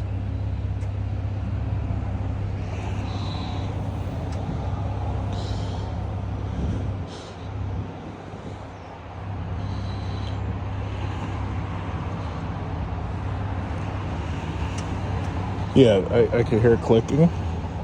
It's going to tell you as soon as it... there it is. Okay. And it'll tell you on the screen what's happening. There you go. It's okay. That's it. So how do I know when it's okay, on the app, it this part right here tells you about the session. So it says 60-minute session limit, right? And it's gonna tell you when it's finished. If you don't look there, you can look at the car. The car will say 100%. inside? Or that light will go to stop. 3 greens. Oh, 3, yeah, Three it will green. come up here. Yeah, and that's it. Okay. So So all you got to do is just hang wait. around, or do I whatever you leave can it do. here, go to the stuff? If you want to go to another store, you go to another Do store. I lock my car to go? Yeah, you just lock your car and leave. Okay. And that's it. All right. Okay? Thank you so much. You're welcome. Okay. Yeah, have So fun. rental car. Oh, I rental? didn't ask for electric. Oh God. The electric yeah, is the only thing that got. They're trying to get everybody to go electric, so I they're have never used electric. I'm not Oh, from first time for everything, New huh? York. I'm from Texas. Okay. So I don't know anywhere. I said this like I just First time for everything. Yes. All right. All right. I appreciate it. You're welcome. See, I'm so helpful, aren't I? Super helpful. Let's go to Walmart. On drums. Leif Maroof is my guest. Let's go to Walmart. A journalist, writer, activist. He's executive director of a community TV station in Lebanon, Free Palestine TV. And you can go to freepalestine.video. Let's go on And you can get English translations of events that are taking place on the ground in Lebanon and the surrounding region. And Leif, again, you're at a... This guy this fucking, what is it, WRX? Because I don't want to butcher and disrespect the man's name. So that's why I'm not trying to repeat it. Tell us where you are, and if you could, put us where you are. Give us a description of what's going on and what's happening on the ground. Yes, I am in a village called Khirbet Silim. It's in the central part of the border region between Lebanon and Palestine. There was the funeral for Sayyid Muhammad Fadlallah, who was assassinated. I don't know why they put these stupid things here. It's like we just drive around them. And there was, of course, the funeral. There was hundreds of people from the region that came to it. And right now, everybody's giving their condolences to the family. The Fadlallah family is a big family here in the region, and it's very involved in the resistance and in the religious schooling. Aren't people concerned about a follow-on attack now that there's a large gathering for this funeral?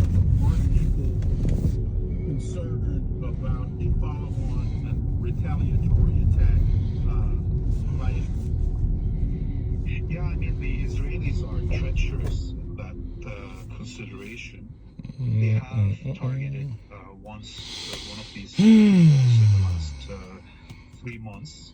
But for the most part, they are avoiding this. I think if the would have killed the people visiting the funeral last time, when they attacked, then Hezbollah would begin targeting Israeli civilians. But up until now, even the time that they did attack the funeral, they attacked right beside it to scare people off. Luckily, no one was harmed. So, in a way, currently, the safest time that you can visit these foreign villages in the south of Lebanon is during these funerals. There's an interesting article in Haaretz, and the title is "From Gaza to Iran, the Netanyahu government is endangering Israel's survival." Israel is facing a historic defeat, the bitter fruit of years of disastrous policies. If the country now prioritizes vengeance over its own best interests, it will put itself and the entire region in grave danger. That's Haaretz. That's an op-ed in a very prominent Israeli newspaper. I was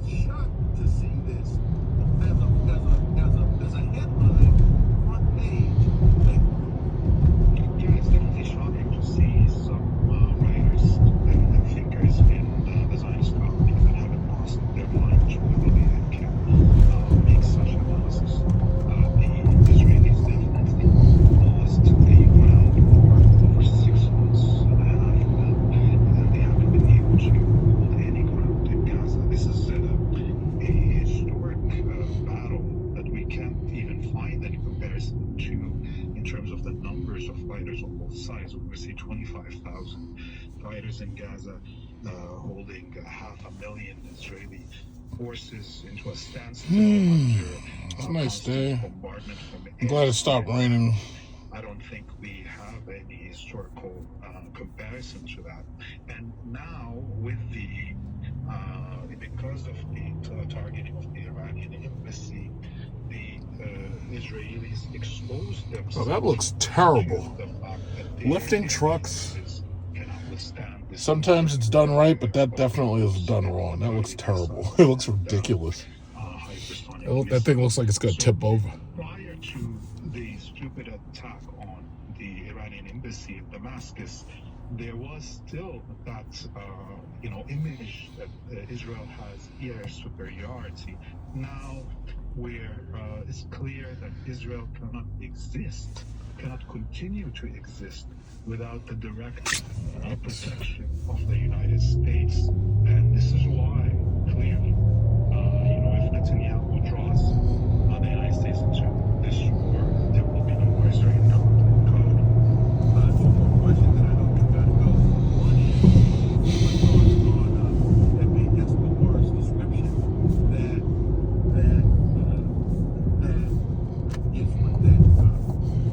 Iranian officials met with Bill Burns of the CIA and told him what the response was going to be, that they came to an arrangement. And the other question is, I've been told that, and contrary to the way it's being described here in the United States, this was a serious ass whooping for Israel. The Iranian response was precise, it was very well designed, and that when the United States ships turned on their radar and linked into the Iranian radar, that gave great intel in terms of how the U.S. is operating in the world.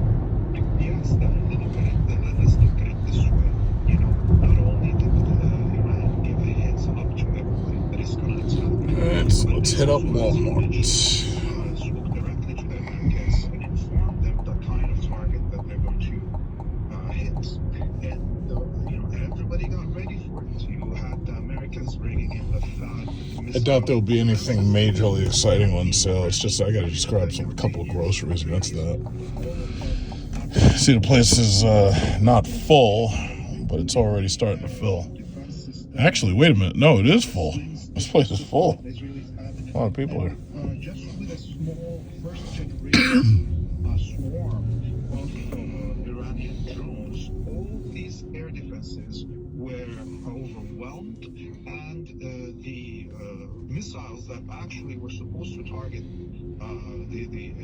to reach their targets. So we know that the Iranians were able to hit the most important airfield in the south of occupied Palestine. It is actually the most defended airfield in the whole world. And they also hit the most important surveillance base on the top of Mount Hermon, the Syrian occupied Golan. So they hit the most important targets in Israel at ease, without a full invasion or full war. So there's no way Israel can come back from this damage that it caused on itself.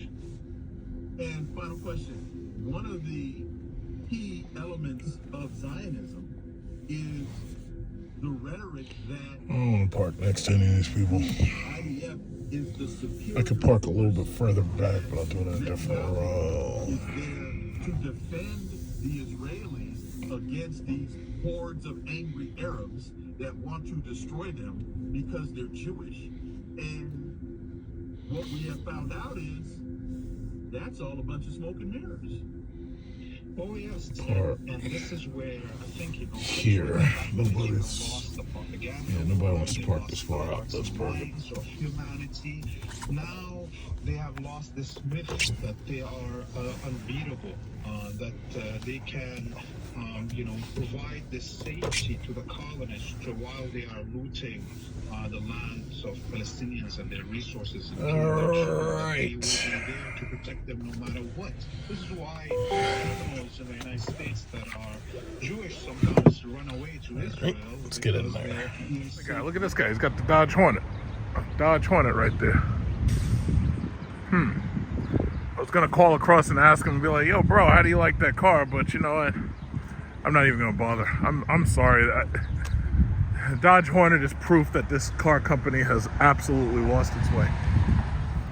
It's just over. Yeah, I'm just waiting here. You see, this is what I'm talking about. Okay, so this guy's right here. He's charging up his TLC Lyric right here. He's got the Lyric Sport. And then you got this guy right here. He's got the BZ4X. Now, see, I make it a point to get here as soon as possible. Now, it's 10:54, right? As you can see, 10:54 in the AM. And so he gets out, and he's up there looking at them. He comes over, he's looking at the machine. And he didn't even bother going and looking at that guy's machine. But the bottom line is, I think ultimately, first of all, EVgo, you know, they've got a long way to go. Right now, they're abysmal. It's like even Electrify America, they offer more charging stalls and they offer more charging machines for each one of their installations. But I think ultimately what's going to make the difference is once Tesla opens up their supercharging network. Now, Tesla stock is getting its ass kicked lately, partially, I think, because of the Cybertruck having a problem with unintended acceleration, and they needed to start recalling and riveting the accelerator pedals. But long story short, it's like once Tesla opens up their charging network, I think that's going to help a lot. It's going to help to reduce the amount of traffic that these charging stalls are seeing, basically.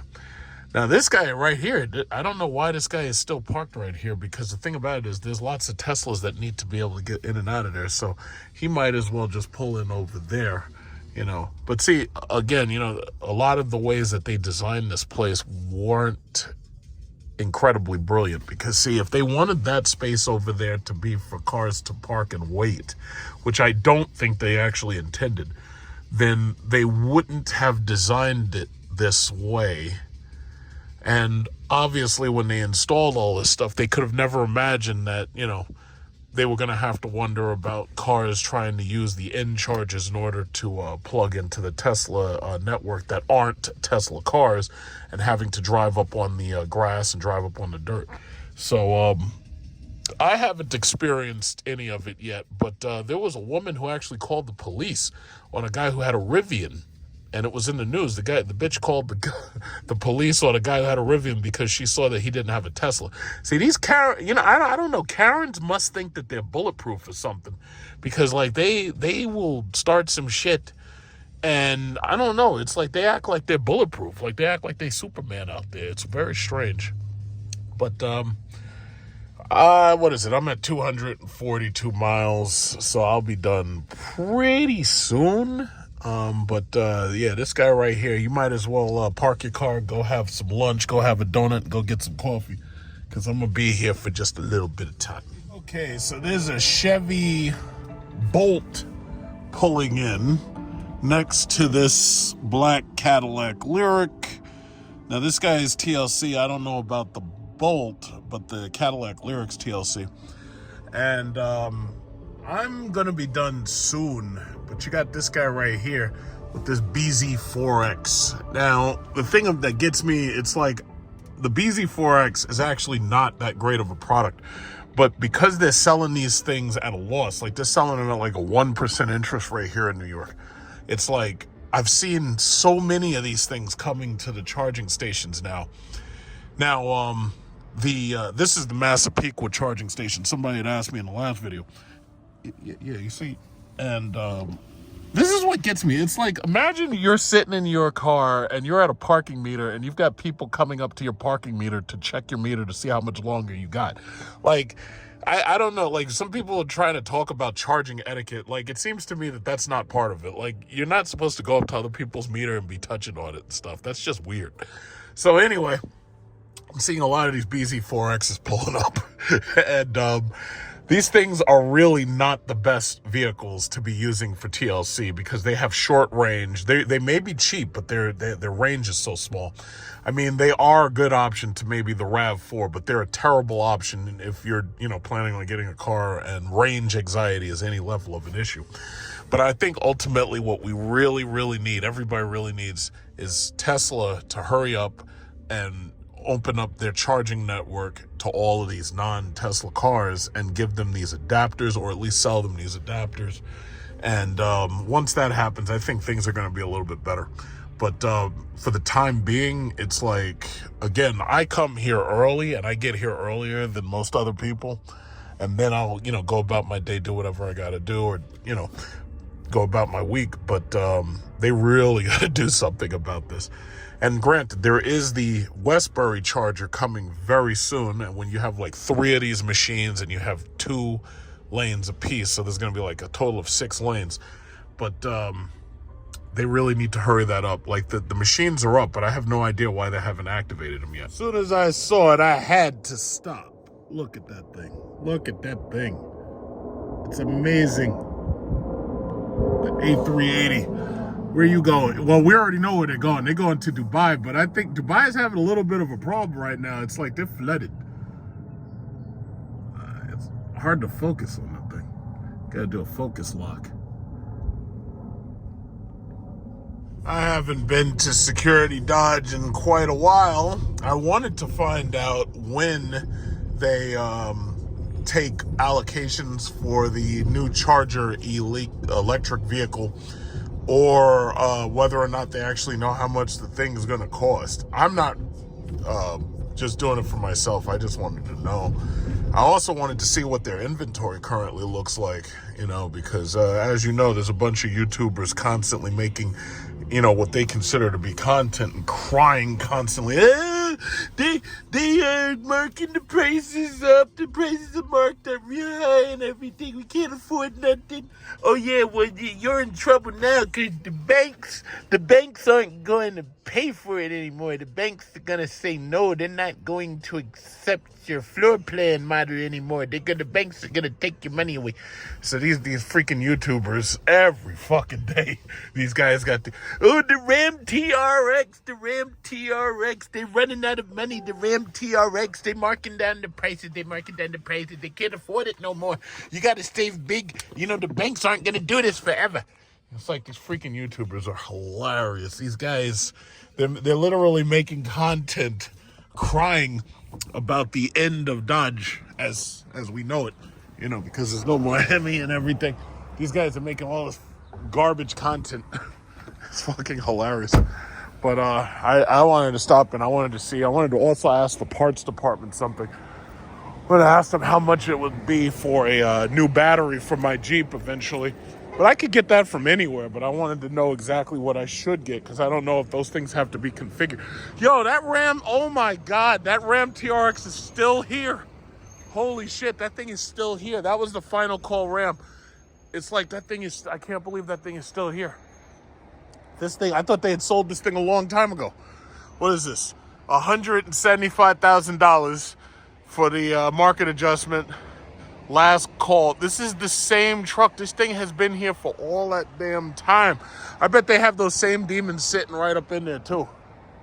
That Ram TRX is still there. God damn. Still up in there. Oh my God, that Daytona King. Yo, the Daytona King, this thing is still sitting here. I'll be damned. Uh-oh. Market adjustment, $75,000. That's why. Oh my God. On the website, they said that they were marking, like they were taking away the market adjustment, but I guess they didn't do it. The Daytona King, this thing is sitting here. But see, that's the problem. It's like the only person who would buy this is somebody who absolutely wants a orange Charger. You got a black Durango Hellcat right there, and then there's like a 392 right here. And this one is, what is this? $82,000 for a Scat Pack wide body because that's $15,000 up. And then there's a Hellcat Challenger here. And this one's, what is this? 106. 106. I remember the good old days when I got my Hellcat and it was only like, what, 76,000? 76,000 in 2016 money. Look at this. You know, I was on the highway a little while ago and I got passed by a red C8 when I was on the high, and this was just like an hour. It wasn't even an hour ago. And one of these things passed me. So I guess the market for C8s must be a little bit fickle. And this one has the Stingray on the back. You know, it's like a really nice car. It's just too small. It's like that's ultimately what kills all of these V8, these little coupe cars. The problem is that they're just too small. They're not practical. You know, you can't use that thing for all your purposes. Holy shit, look at that used lot. That used lot, man, that lot is full. There's probably lots of gems in that lot for people with shit credit. Yeah. Jesus Christ. Yeah, but see, everybody's like, oh yeah, well, if Dodge stops making V8s, we're going to Mustang and we're going to go to GM. It's like, no, you're not. No, you're not. Because the simple fact is their cars are too small. The Mustang sells a certain number for a reason. And most of these dudes who get one of those cars and then all of a sudden they find themselves getting married or having children, they all end up selling those cars. Either that or they have to trade them for something bigger simply because those cars are too goddamn small. That's why right now everybody's buying Ram trucks or anybody who can afford one. You know, the simple fact is it's like, you know, small is small. It's like it's not convenient. You know, Dodge, I got to give them credit.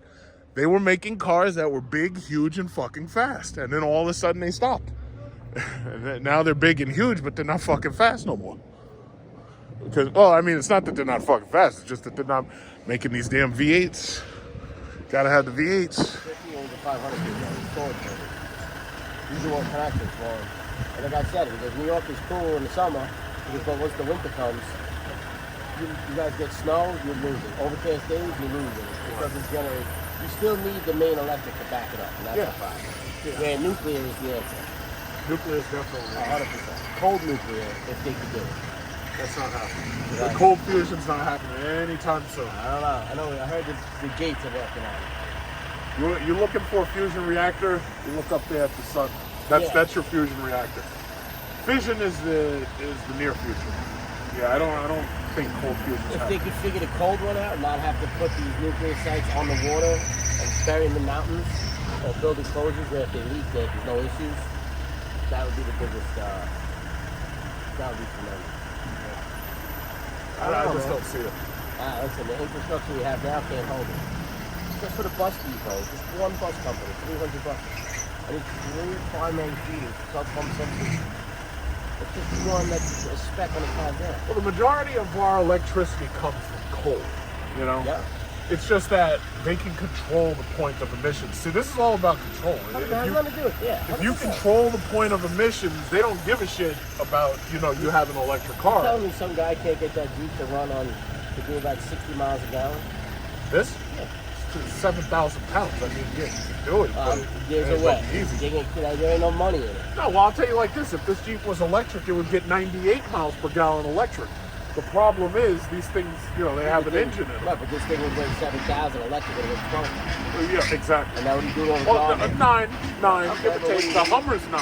What do you do with the guardrails? What do you do with the bridges? What do you do with parking garages? Collapse. I don't know. So like I said with the electric buses, so because they can't run efficiently, they can't run heat or air conditioning efficiently. It depletes the battery really fast. Yeah. So they're still putting in a school bus, electric school bus, will still have a diesel tank to run a diesel heater that's going to be in the bus. I would say that hydrogen infrastructure makes sense for airplanes, trucks, and anything that normally would run diesel. Hydrogen makes sense for that, but as for passenger cars, Yeah, we did. it's not I happening. did a natural gas pump years ago. When gas was like we got 9, something like that, 10 or 9 or 10. When gas was $5 a gallon. We got to do a natural gas pump. It never took off. could never convert enough vehicles. Oh, you mean compressed natural gas? The natural current? gas. He Not wired up the here. whole pump. The guy set the whole thing up. He could convert all the vehicles. And he's looking to try and start a whole new industry with it. It just wasn't working out. Yeah. Well, those tanks take up a lot of space. I mean, the SUV it might work, but not the car. Yeah, that's the other thing. And then, the Hindenburg wouldn't be so good with hydrogen. No. And if they're going to use that as a metric, it's a problem. All right. Take care. Later. All right. Yeah, so basically, as you can see, they're installing these charging ports right here. So right now, it's like they're getting themselves ready for, what is it called, for the Banshee and for those electric cars. So I just talked to them. They said that they have no ETA on the Banshee electric charger, but it does come in a 2 and a 4 door. So it's going to be a 2-door coupe that they're going to start with. But there is a little bit of question as to which one's coming first, the 6-cylinder or the electric. So there's a little bit of question as to which one's actually coming first. But long story short, no answers. Long story short. Yeah, Durango. 133, 108 before markup. Plus 25.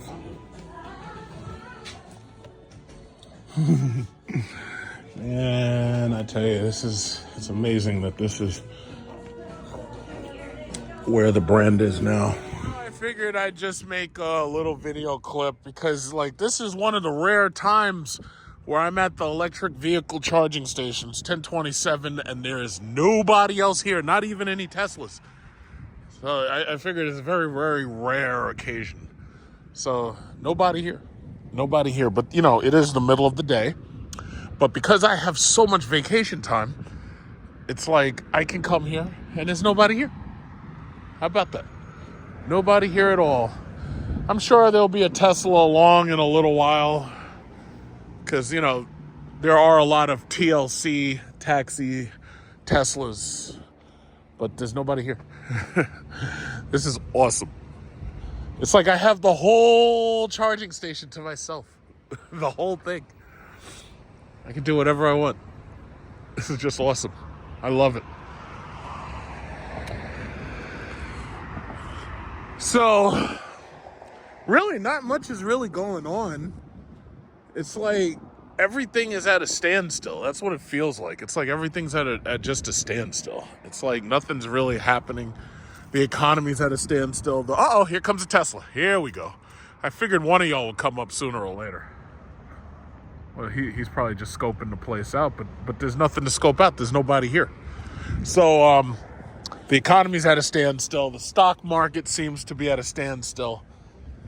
The beautiful thing about having invested in all these dividend-paying stock is that even when the market is down, I'm still doing fine because I'm just getting dividends regardless, So I haven't really even looked at it. I mean, the last time I looked at it, some of my shares were down in value, especially the Tesla shares. Tesla's getting their asses kicked right now. They're trying to, cut the price of their Model 3, Model Y, and I think the Model S.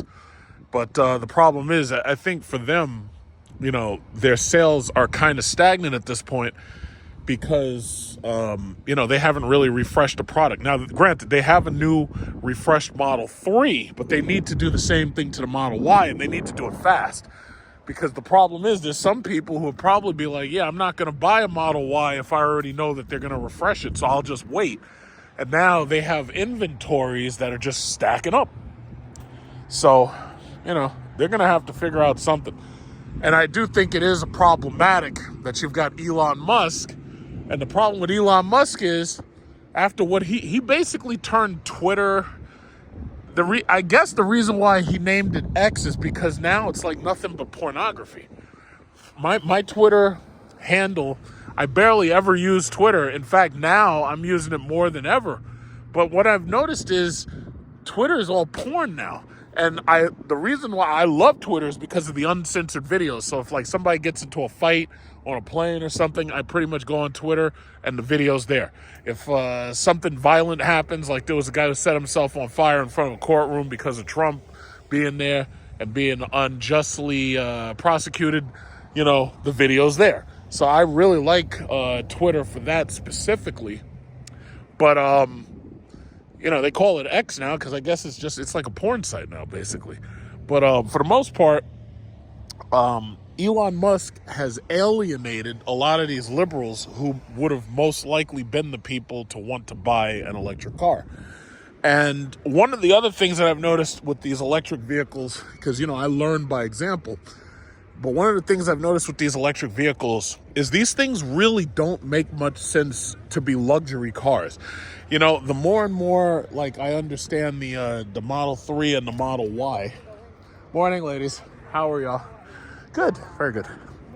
The more and more I understand about these electric cars is that when you make these things into luxury cars, they have very high initial prices and they depreciate very quickly. Now, keep in mind, I don't have to worry about depreciation because I have a lease.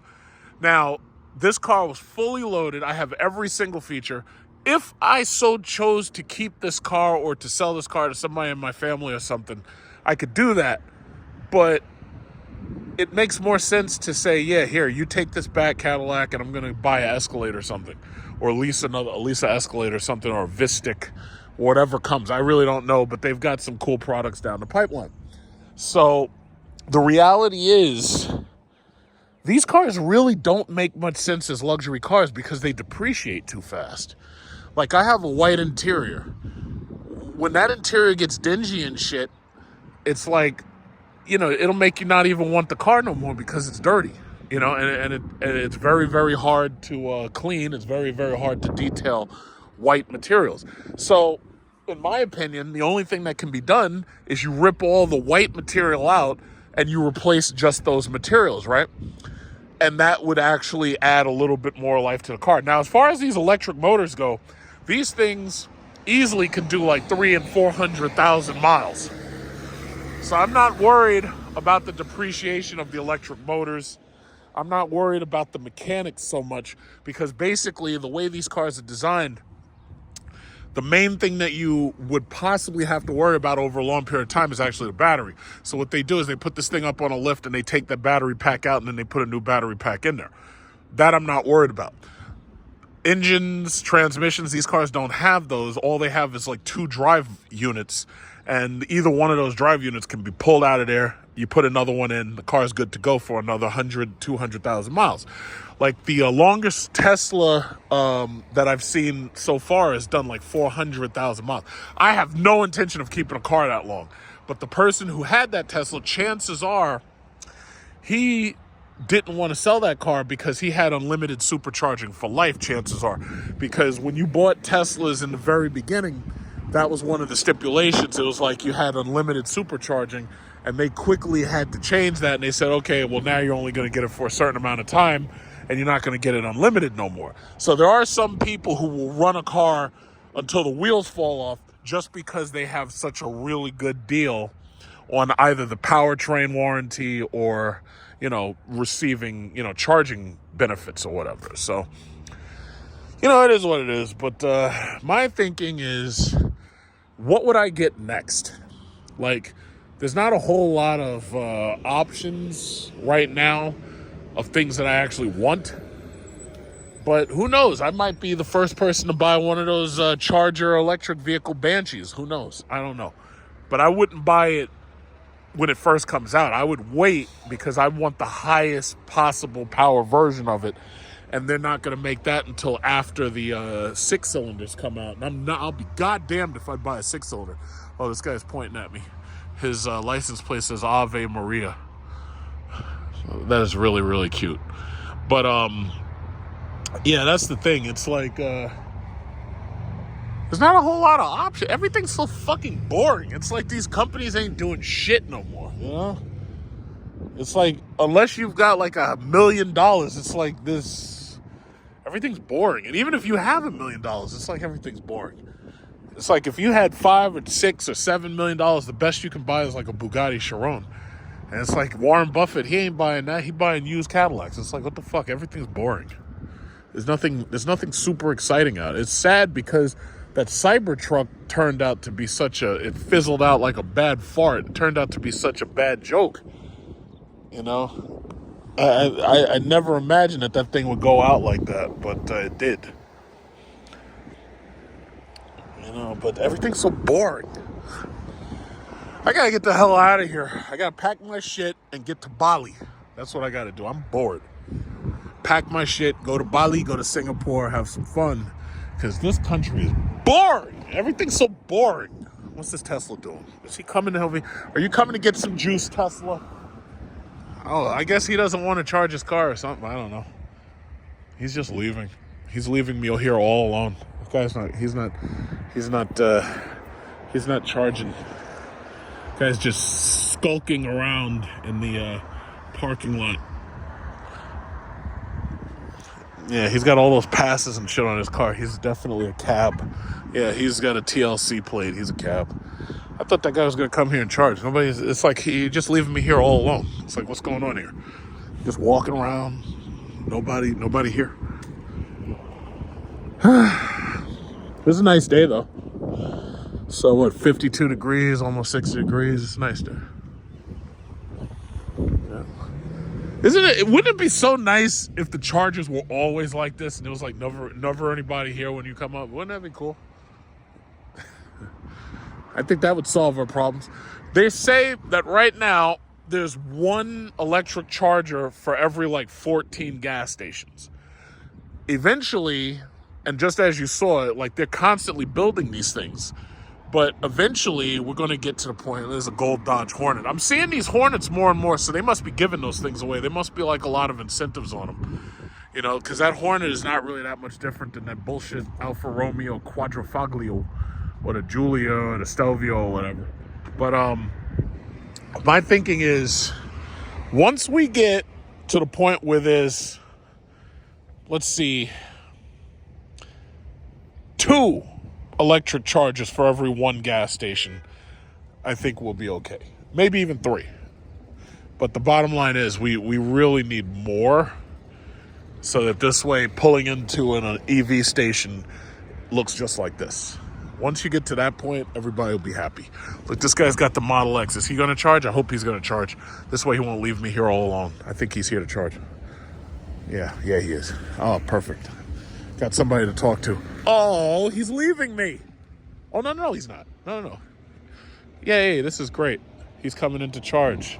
So I'll have somebody to talk to. All to ourselves. Yeah, in the afternoon it is. Yeah. Yeah, it's busy there. How long does it take to charge that thing when it's low? It's an hour. About an hour for that. Whether it's 40, 50% or 10%, it takes about an hour. Really? Yeah, because then, well, I don't know, as the charge gets more, it slows because of the resistance. How many miles do you get on a full charge? In the winter, I get 100, 160, 170. In the summer, I get maybe 220, 230. But that's not a long range one, right? Yeah, it is. It is? Really? I'm surprised it's not like 300 or something. No. Wow. The three, well, this one's maximum was supposed to be 328. Uh-huh. But that's driving, 55 miles an hour, using no brake, no traffic. So, No kidding. yeah, it's nowhere close. I drive from Pennsylvania to New York. I've had this thing freaking over 4 years. Oh, okay. So, Have you noticed it lose charge over that time, or? well, a little bit, but not that much. I had to have the battery replaced a year after I bought it. That didn't cost you anything, right? No, it was under the warranty. Okay. Well, it cost me $200 Oh. because Tesla charges you. They have a deductible. A deductible. Under the warranty, so it's $200. Oh, I got you. But I was without it for freaking 3 months. Wow. But other than that, it's been good to you. I would not buy another one. Huh? I wouldn't buy another one. You really? Yeah. Shocked. I'm actually gonna get a Toyota Tacoma hybrid. Oh, okay. Yeah. Yeah, I've heard some people are moving to the hybrid trucks and whatnot. Yeah. I mean, I drive 32,000 miles a year. So, Oh yeah, well if you drive that kind of mileage, yeah, electric vehicle probably doesn't make that much sense. well, it did because the only reason I bought it is when I bought it, they gave me unlimited charging for the life of the car. And you know what? I was just thinking about that. So basically, as long as you just keep that car, you don't have to pay to use these things. Well, yeah, even if I sell it, that goes with the car. So, but Now, see, that's a good deal. See, me on my car, I've got 2 years of free charging. After that, you gotta, I charge at home. I won't come back to these places. Yeah. 'Cause Well, I mean, I have no choice, but it's still not worth it. I mean, I drive to Tennessee a lot. It used to take me 14, 15 hours. It takes me 21. Right, because you gotta wait. Yeah. You got to charge, and then you can't change a flat tire. They don't give you a spare. It's ridiculous. Well, what if you buy a full-size spare? Well, you can, but then they don't give you a jack. So here's the thing. So if you change the tire yourself, they'll void the warranty for the battery. What? Because that was the problem with all the Fords, is people would try and change it flat, and they jack it up, so the battery bank shorts out. So you have to have a Tesla person change your tire? That's what they tell you. What? Because they don't tell you how to jack it up, they don't tell you where to jack it up. Yeah, that's crazy. Yeah. That's crazy. Yo, I've never heard that before. Yeah. That is crazy. I spent 5 nights in a hotel Oh my God. because they didn't have a loaner tire. That is crazy. Yeah. I ain't never heard that before. Not to mention, I go through 3 sets of tires a year. Well, you drive 32,000 miles, so I would expect. Well, you only get 10, 12,000 miles on the tire. Yeah, okay, that sounds about right. Yeah, I had a sports car, and it was going through tires, not an electric vehicle, but it had a Hemi. Yeah. So yeah, that got old quick. But it's the weight of the battery that kills the freaking. Right. And then you can't rotate the tires because the Tesla Model X has a different size tire on the rear. Staggered. Yeah. So that's freaking ridiculous too. Oh, that's crazy. I like I said, I wouldn't buy another one. But as long as you keep it, you don't have to pay to charge it.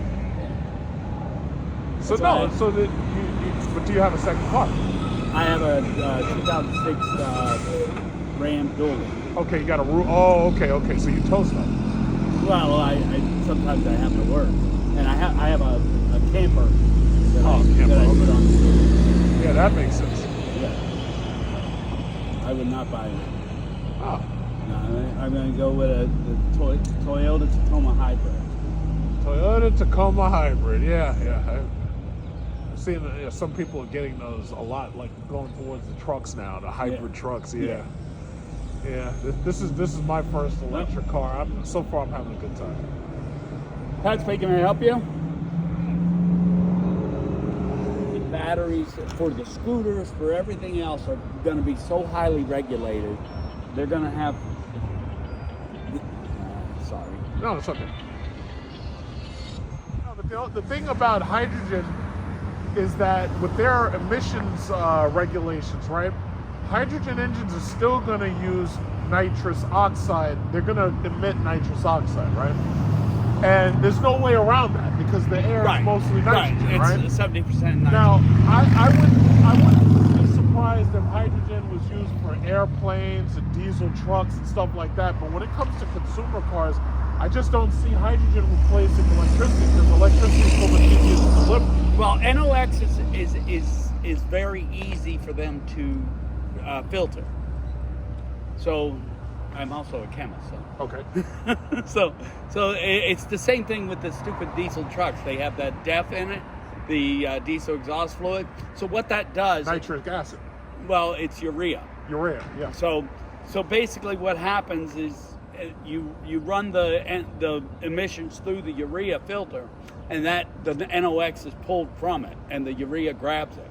So it lowers the emissions. Now, there's going to be issues with the urea, obviously, because urea crystallizes and causes problems. So they have to perfect that. I know, because I the last vehicle I had was a freaking diesel truck, and that cost me thousands of dollars there. But that's an easy fix for emissions. Because it seems to me, especially the way this government's going, it seems to me that they like to be able to monitor and control, and electricity gives them a better ability to do that. Like, for example, hydrogen, you can cut somebody off. Like, I mean, hydrogen, if I go to a hydrogen fuel station, it would pretty much be just like going to a gas station. If I pay for it, I plug it in, it fills the car. Yeah, right? but they regulate hydrogen, right?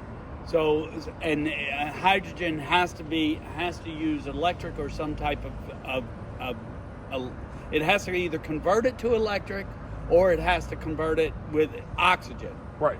Like One fuel of the cell. two, right?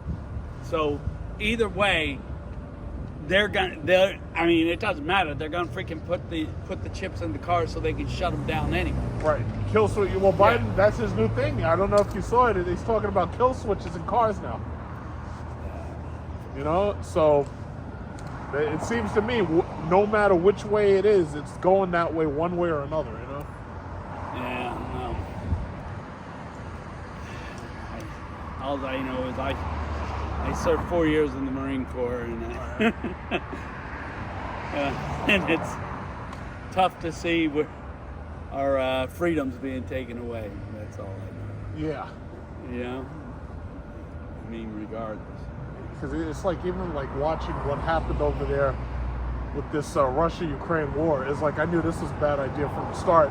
And the thing about it is, like, watching Europe suffer, you know, they have to, because they sanction that energy. Right.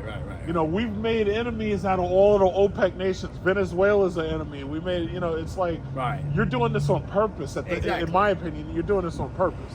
Right. You know, so my thinking is, electricity, to me, seems to be the way they want to go, because this way you can monitor, control, and ration, you know. Now, and I understand that, hydrogen and gasoline, you technically could do the same thing with that. I just think it would be harder. Right. Well, yeah, because you could make gasoline, you could theoretically make hydrogen, but then you'd have to compress the hydrogen. Right. So, I mean, it can be done, but you can make your own electricity too. You know. Solar panels. Right. Exactly. Yeah. In So- your house, you know. Right. So either way, I mean, you could still make it. It's easier to make electricity than it is to make and compress hydrogen. Absolutely. So, but and then you've got the regulations for hydrogen tanks, and then now they've got household nuclear reactors. Yeah. I don't foresee myself buying any of those. Yeah, no, I mean not in our lifetime, but I can see that where they're going to have like community nuclear reactors, because the nuclear reactors today are much more safer today than and now we've got technology. But see, and that's my point. If you go with nuclear and you bring back nuclear, Yeah, then everything's going to be electric. Right. Because like right now, my house, every single appliance is electric. My bill is like $100 a month. You know, when you got to pay Keyspan, Yeah. you got to pay National Grid. It's like now you're talking about $300-400 for I gas. don't know. My bill in Pennsylvania is freaking $400 a month. But you use Electric. propane, right? No, I use electric for most of it, and I use propane to heat. Right. I have an aunt who lived over in Pennsylvania, and they had, you got to get those propane tanks and everything. But now, if you are 100% electric, your heating bill would, My everything is combined, but it's cheaper. Yeah, but my electric would then be Do you have solar? Not yet, no. No solar. Yeah, I mean Pennsylvania, you really don't get the advantage of solar. It's too cloudy most. It's too cloudy. Okay. You'd only get like 40. You only get like 40% of the. What if you have like Tesla Powerwall batteries? Yeah, I mean, I've looked into putting a off-grid generator, but you'd have to generate so much, and you'd still have to have the grid because the solar panels just aren't going to produce enough. Well, I don't think you'd ever go off grid. My only Right. thing is, like for example, you're here right now. Your house would be charging right now Right. because you're here right now. You're not using. Well, no, it my now. daughter's there. Right, but She what's she going to use like 10 kilowatts a day? Oh, No, she of course could. not. She could. Well, the average house, you just being there with the refrigerator and everything, runs about 11, 12 kilowatts a day. I'm gonna ask this guy if he's. I'm about done. Go.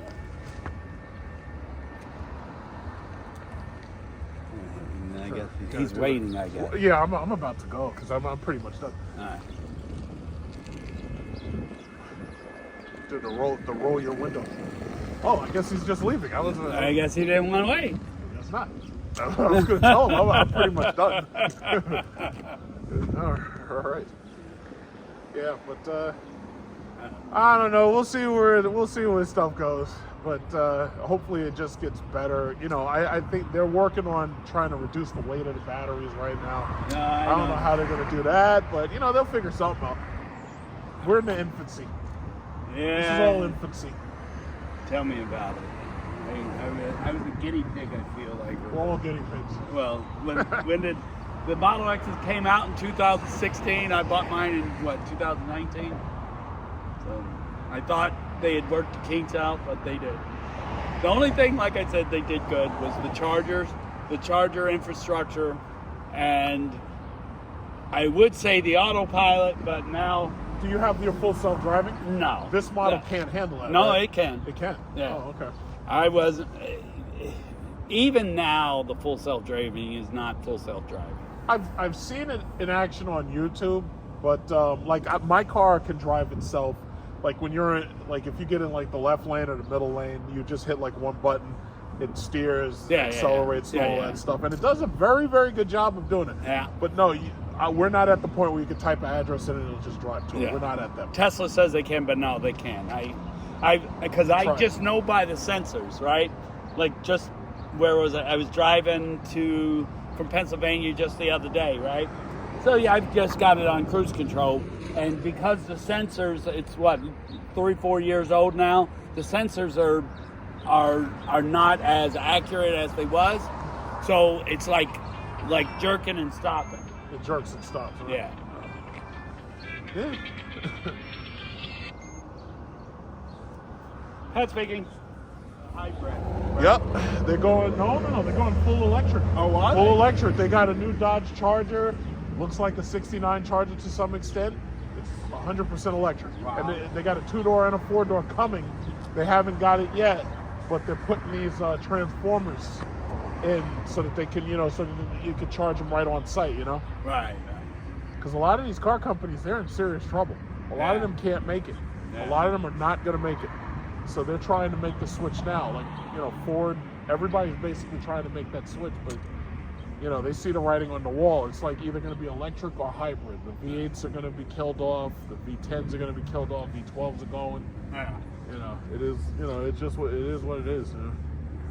My buddy's looking for a Denali. He wants like a 2012, 2013 Denali. Old model. Yeah. I was like, that's gonna freaking cost you a fortune in gas. Yeah. Most of the people don't want to sell them. Because they paid them off. Right. They're keeping them running. Yeah. It is what it is. That's like I don't want to sell my dually. Well, that I mean, a diesel truck, I see no reason to ever sell that. I'd keep that until I die. Well, yeah, that's the last year they came out without any DEF, without any DPF, without any emissions regulations. Because the prices that they have on these trucks, if I was in the market for a truck right now, I don't know what I'd do. Oh yeah, 'Cause they're selling these things 100,000, like 89,000, 90,000. yeah. Like I thought trucks used to be cheap. Yeah, they were like my Tacoma Hybrid. If I get the works, it's gonna be like 58 grand. And that's for a little freaking, what is it? Well, it's a hybrid, four-cylinder hybrid. That's a lot. Yeah. That is a lot. So. But they've marked everything up to the point where it's just everything's marked up so high. It's like your best bet is really to just buy a depreciated electric vehicle, new or used. Yeah. They've marked everything up. Yeah.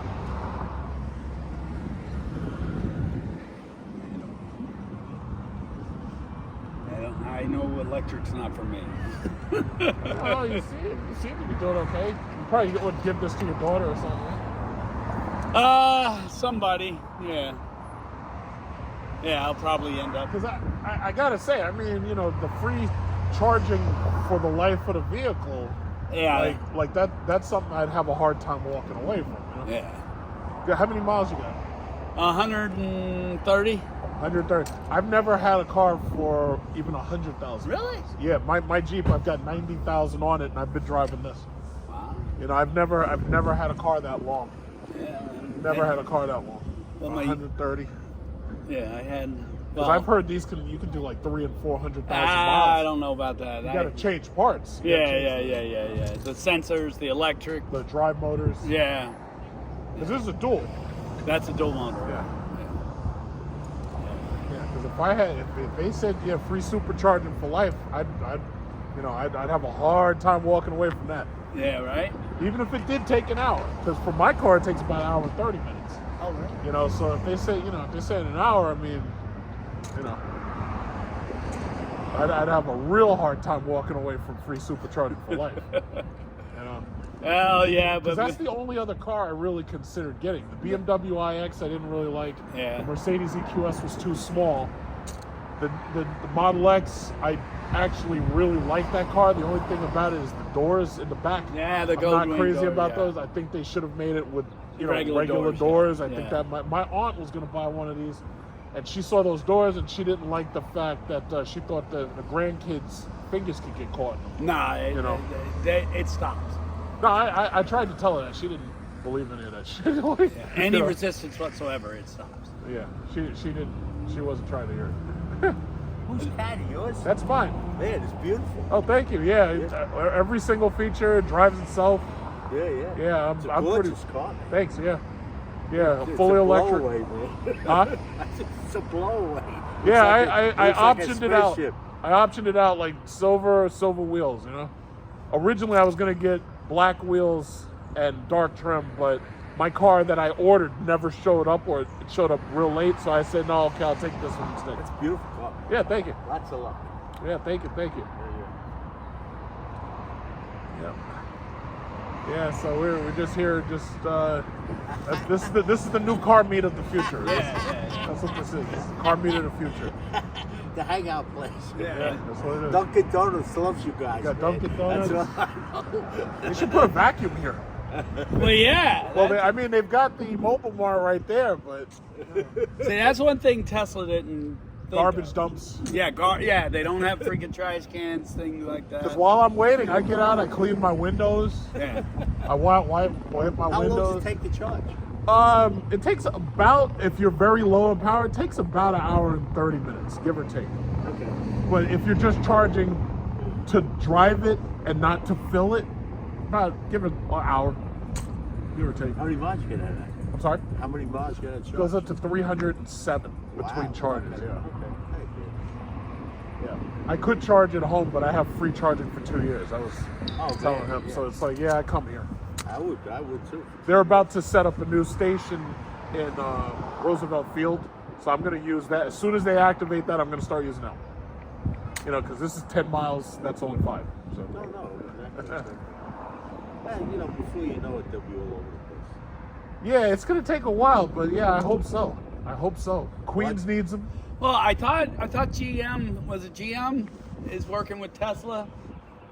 to use their charging system too? They're gonna give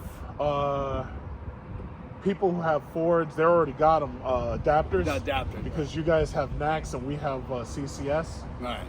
So the only downside is our cars aren't designed like yours. Your plug goes in right there. Yeah. My plug goes yeah, in there. yeah, So yeah. if I want to charge my car, I have to basically turn sideways to this last charger, or I have to go to that last charger and I have to park up on the grass. You know? So Tesla put their plugs, all of their plugs are next to that fender.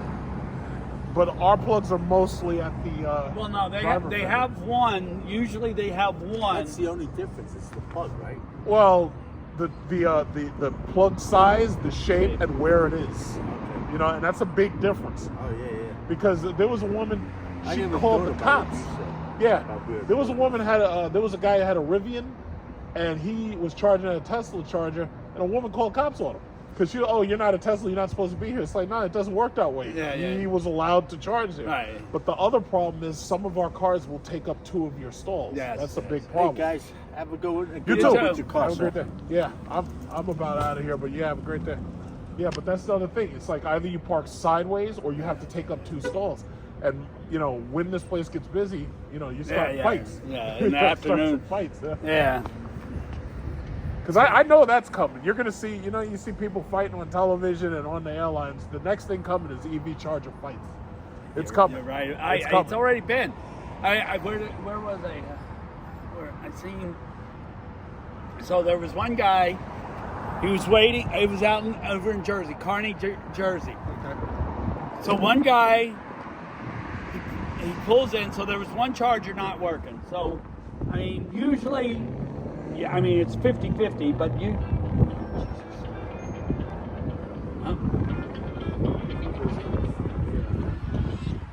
Hello, darling. Yeah. No, you were saying. Oh yeah. So anyways, the guy pulls in. Now that charger wasn't working, right? So there's a line like 3 or 4 deep, and so he pulls in, and then he goes to charge. Now it's not charging. So he comes out. Now he's backing out. Well, another car pulls out. Another Tesla pulls out, and the next car went in. So now the guy's like, "Oh wait, you need to pull out because the guy's like, "Oh well, it's your bad luck. Too bad." So it got pretty. Yeah, we used to have an issue with the Seinfeld charger right there. The Baldwin charger pretty much always worked, but the Seinfeld charger at a certain point wasn't working. They came, they fixed it after a while. It took Yeah, them, I saw him. I saw weeks. him here about, I don't know, was it a month ago? I think. Yeah, it took them a couple of weeks, but they got both of them working. But then you realize, yeah, 2's not enough. It's like, because every single Tesla stall is like 8 or 10 or 12. It's like, even, you know, Green Yeah, Acres the has. minimum I've seen is 4.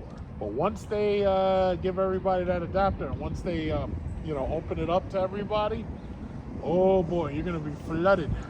Well, yeah, in some areas. I mean, I know where all the chargers are, so I know the ones that aren't usually busy, the ones that, so, you know, and I'm everywhere anyway, so I don't care where I charge. Like Pennsylvania, right? There's like, they got like, within a 20-mile radius, they've got like 4. Pat speaking. Okay, so they've taken down all of the guard wire and everything, but they haven't activated these damn things yet. So yeah, they got brand new transformers, brand new distribution boxes, but they haven't activated them yet. This is odd. And then that one's taller than those, so I have to imagine that those are the old ones, and that one right there, that's the new one, I guess. I'd like to see what it looks like. So I am headed to the big city. Of course, we got this stupid looking little Accord racing through freaking traffic, trying to get somebody into an accident, but that's okay, because I'm not biting. I don't care. But I'm heading into the big city. I got to go to Mercedes Manhattan because one of my cousins needs a car, and I was just going to take a look at some Nothing too expensive, like something around $50,000, either a CLA or a C class or some shit. So I'm gonna go do that, and right after that, I might stop by Cat's Deli, grab some pastrami on rye from that famous pastrami maker, and after that, I'm not really sure what I'll be doing, but you know, it's nice and early. It's like 9:12, so I'm gonna get into the city and out of the city as quickly as possible. But right now we're on spring break, so for the most part there really shouldn't be that many people, you know, clogging up traffic. But it is Manhattan and it is the LIE, so you know, you pretty much always expect traffic to just be a mess, no matter what. It's like they always figure out a way to. You see this? You see this? Look at this. See, the Midtown Tunnel and Van Dam Street, this is where you know who's who. You see, the Midtown Tunnel charges money to go through that shit. But if you go through the Queensboro Bridge, you don't have to pay. So the people who don't want to pay, the cheapskates, the tightwads, they get off here. And everybody else, they go and they pay that stupid fee to the Midtown. I ain't paying them shit. Like this whole bullshit about congestion pricing, they can kiss my balls. I'm not paying them. So I will actively avoid congestion pricing, those cameras and shit. I will actively avoid it. I'm not paying y'all nothing. I don't even want to pay y'all tax. I really don't. So the bottom line is, if I can avoid it, yeah, I'm not paying you nothing. So the rest of these people, y'all go on to the Midtown Tunnel, y'all have fun. But I'm early enough where I ain't got to race into there and shit.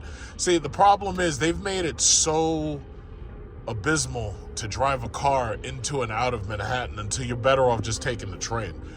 And arguably the train is faster. It's just that they've made it horrible. You can't park there.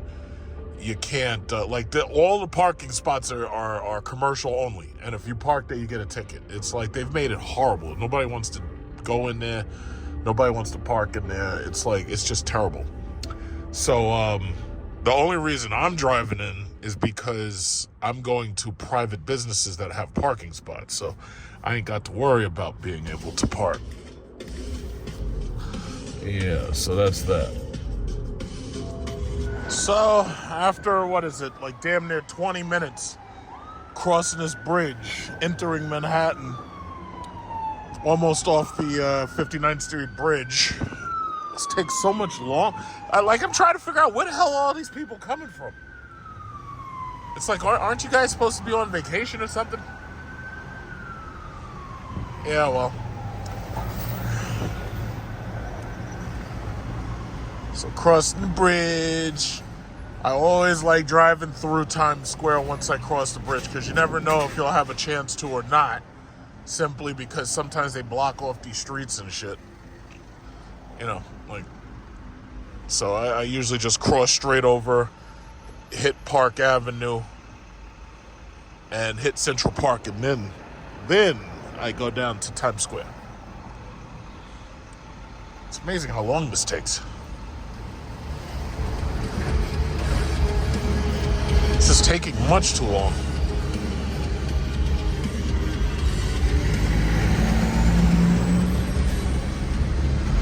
Yeah,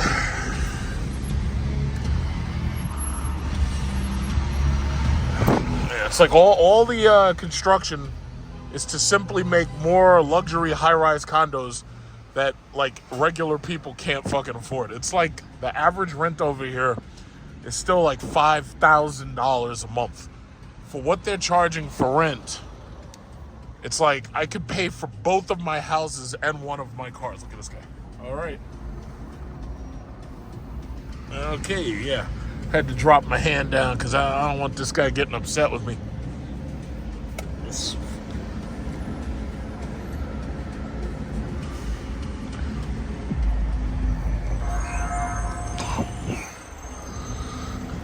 The one NYPD, hey, get off that phone, because, you know, the cops get terrified when they see a cell phone because they think you're recording them.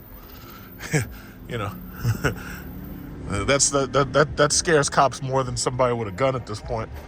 Oh, that's a nice coat. All right, let's see. Tram Convenience Exotic Snakes snacks and vapes.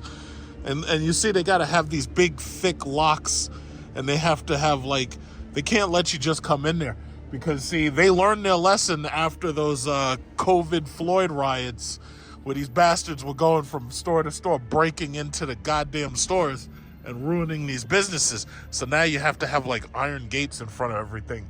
Otherwise, these little bastards can get in there. And the city and the government didn't do anything. Because if I was the cops, I'd have been out there with the beanbag shotguns. I would have been out there with the tasers. I'd have been smoking people like that. We would have been out there. We would have made it a point. We would have been lighting these motherfuckers up. That shit would have been awesome. But these cops, stand down, and they just backed off. It's a bunch of losers. If it was me, man, it would have been live ammo authorized. But I guess, there's different ways to run a country. It's either you can do it or you can just let it tear itself apart. You can never let law and order suffer. You just can't do it, because if the law and order goes down, we all go down. And if the machine goes down, everything goes down, and I won't allow that. That's my campaign promise. These people walking around with burlap rugs and Anyway, I don't know. Maybe that's just the style or something.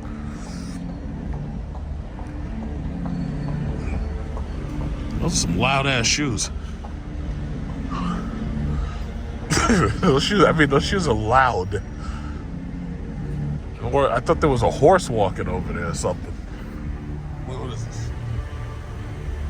Junk clugger. What? Anyway. Oh, God. It's traffic. Look at this.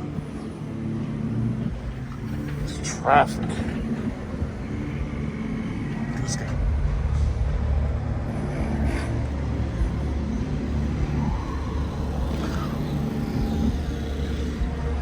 Look at this lady.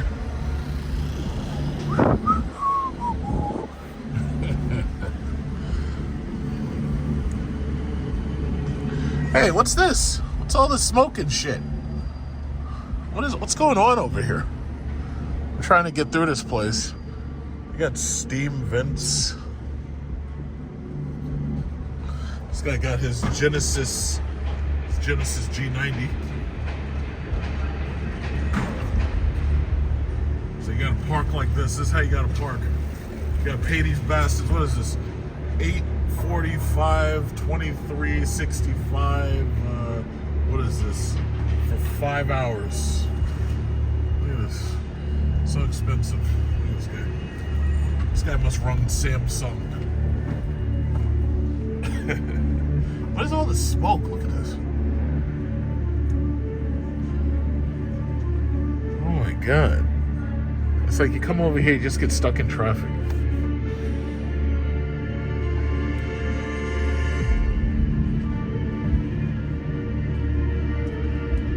I should get out of this lane, but this stupid biker here. Go around this guy. Wait, no. You stay right the fuck. I thought of it first. You stayed it. Yeah, here we go. Oh, so they got this cut into two directions. Okay, yep. All right. Oh, smoke. What is it? We got a smoke machine here. What's going on? Goddamn smoke machine. Oh, look at this guy right here. Who's this? This guy's Napoleon. What's going on here? Dude, is that the new style? I know I've been out of the loop for a couple of days, but this guy walking around looking like Napoleon of Benetton. What the hell?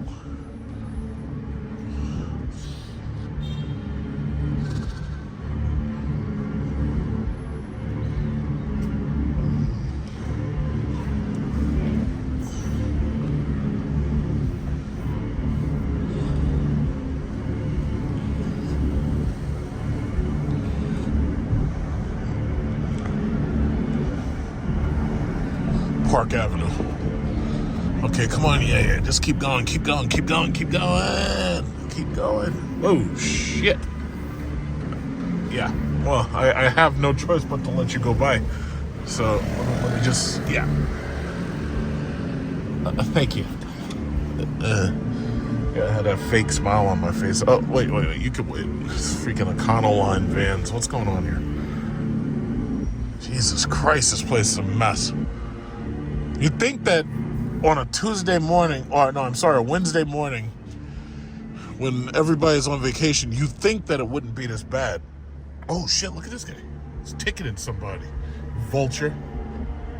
And he's laughing about it. He's like, yeah, ha ha ha. Yeah, I got you for $100. This is why you can't come over here. You can't drive over here. You're gonna get hit with a ticket. How you doing? No? Nah, just a shirt. I used to play semi-proto. Yeah. All right, you take care. The billionaires. The billionaires over here. Look at this. I gotta say, that's a nice suit he's got. Oh my God. Come on. What's up with this goddamn traffic?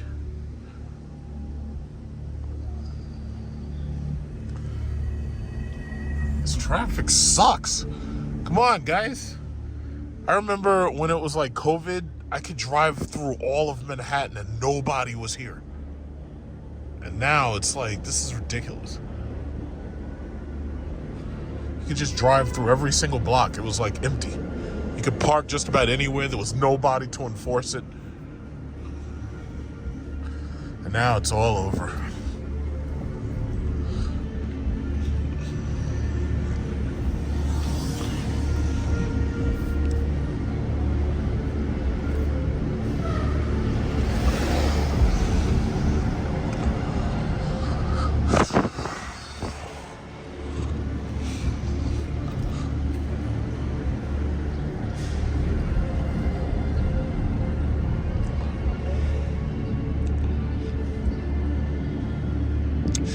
Alright, so we're at Central Park now.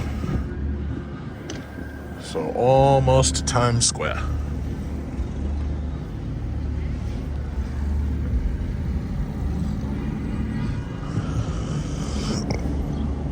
Wait, what's this guy doing? Well, those must be Chinese nationals. And they're here as tourists.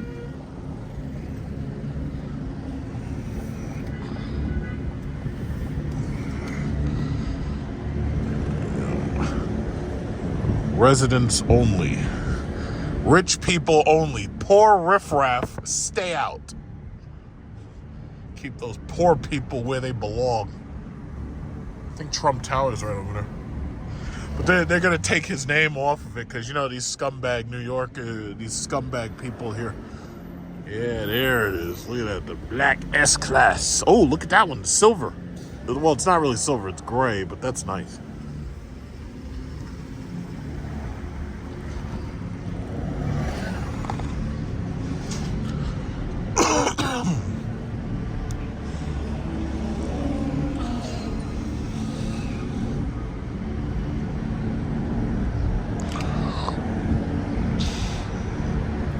Okay, yeah, you can stay back there, Alexis.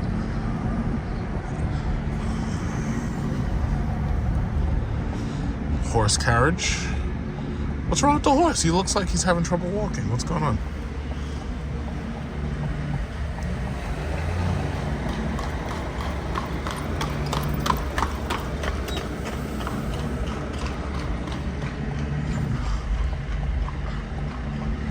Ah, boy. New York Athletic Club.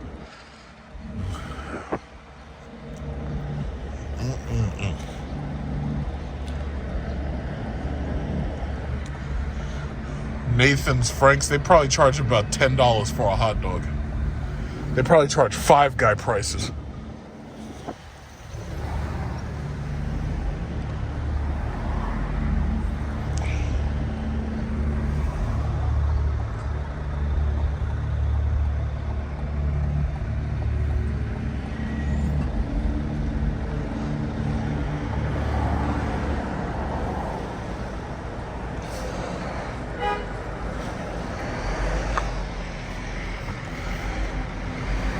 Let's do this.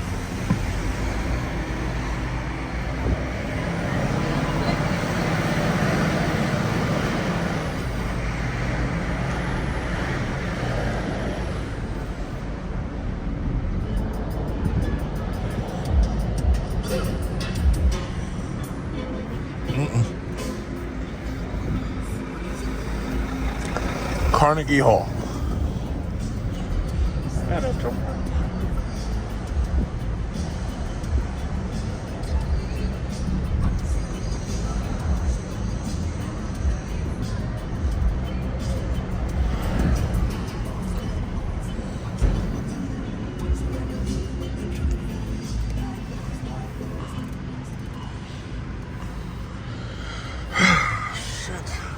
Carnegie Deli, I think, used to be like right around here, and then they closed it.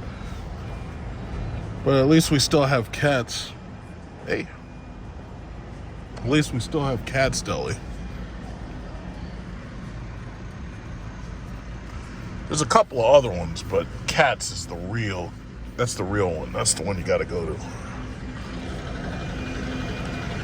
This guy's waiting on this bus stop.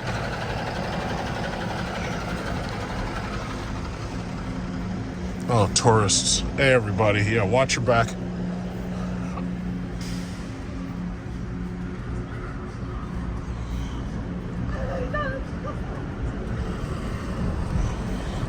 I'm looking for Alec Baldwin. I think that guy looked kind of like him, but no. Every now and then you do see, famous TV people. I saw a couple of them, but, you almost got to stop your car, get out, and ask them, could you take a picture with me? And that's it,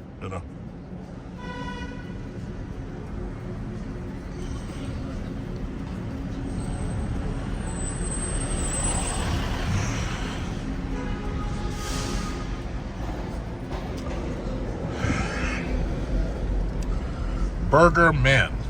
Okay, come on, let's keep going. Let's keep going. Let's keep going. Let's go. Let's go. What are they waiting for? Weed World? I hope you're not waiting to buy that weed. No, hey, you stay back there. You stay back there. Yeah, because every now and then you be seeing these long lines of these people waiting to buy marijuana and shit. It's like, what's going on? Drug addicts. Crackheads.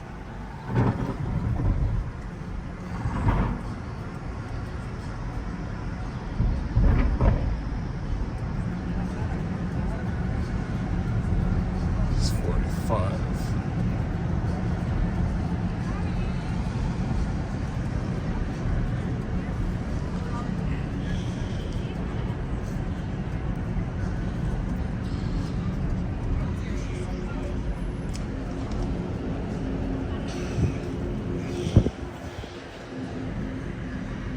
This is 43rd.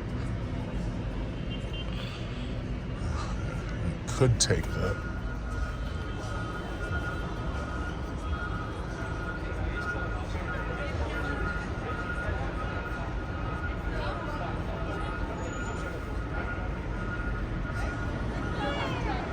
More tourists. Let's go.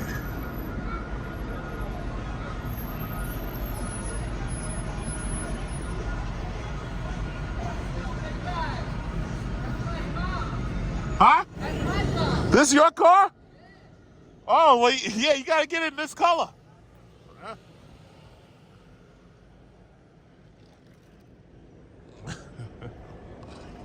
Oh, what the hell are they waiting for? They're waiting to see Godzilla? Yo, stop blowing at me, god damn it. Oh, you know what? I ain't gonna go down this street, because this street seems to be a little clogged up. I'm not gonna go down this street. I'm gonna keep going. Keep going. What is this, 42nd? I don't remember. Are you supposed to turn down 42nd? I think you can. Yeah, I'm gonna turn down 42nd. Turn down 42nd.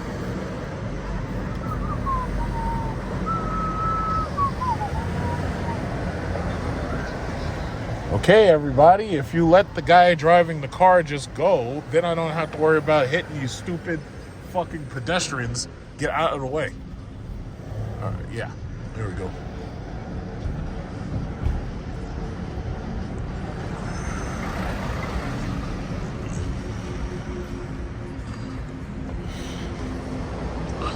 Madam Tucson something or other.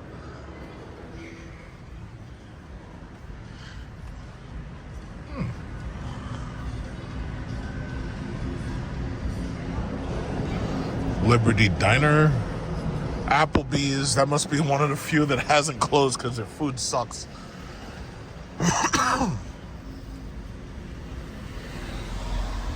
Five Guys. I love Five Guys. I think I went to that one before. That was expensive as fuck. I think I spent like $30 for like a hot dog, a soda, and some fries.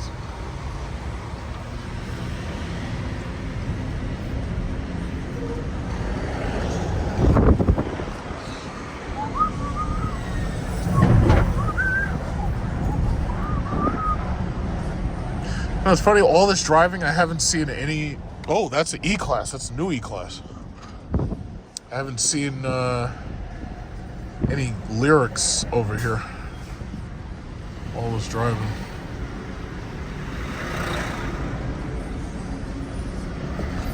Make sure this lady doesn't tell me I can't go there. I have to run her over. Oh, shit. Congestion pricing. What are they doing? What are they doing? They better not take no pictures of me. Look, they got two of them shits, them brackets. That's that congestion pricing bullshit. But I don't know if they activated those things yet because I don't see them taking photos, but I don't know.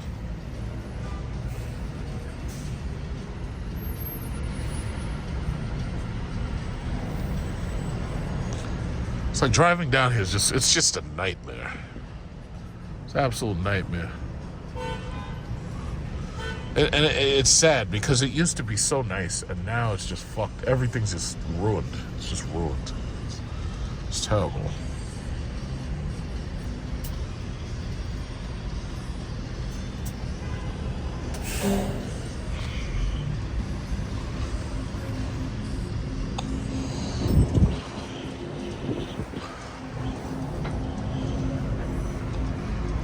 Are those things taking photos?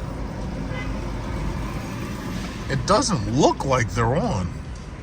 Yeah, I don't see any flashing, so I'm guessing they're not on. Not yet, anyway. I gotta figure out if congestion has a time limit. Like maybe during certain hours you can't drive over here, you know, and then that's when I would avoid such hours, you know. But God knows with these goddamn liberals, you just don't know, especially Kathy Hochul. I didn't vote for her.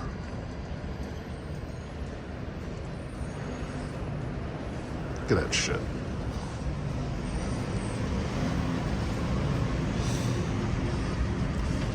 All right. Uh-oh. Uh-oh. Uh-oh. Uh-oh.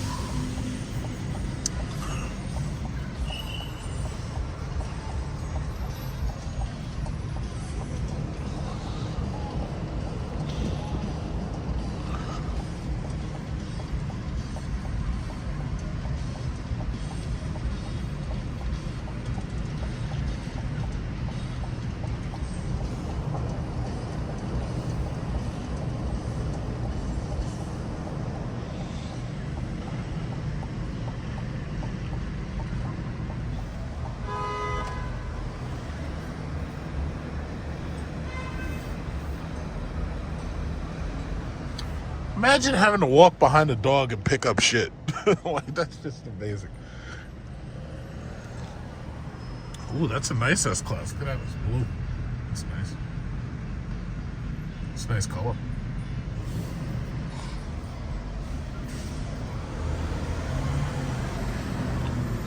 Gotta walk behind a dog, gotta pick up shit in a plastic bag, and then toss it into the dumpster. It's like, ugh. She's got her slippers on and shit. Ew.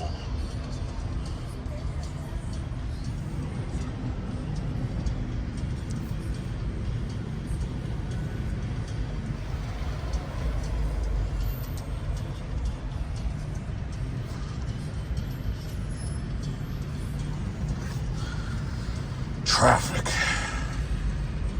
All right, so this is Mercedes-Benz. Finally made it here. So this is the entrance. Let's go in here. It says entrance. Let's do it. Automatic doors. Yes, hello. Okay. Stay on the right. All right, let's do this. Watch out for the sides. right, yeah. All right, yeah. Sales and service, yeah.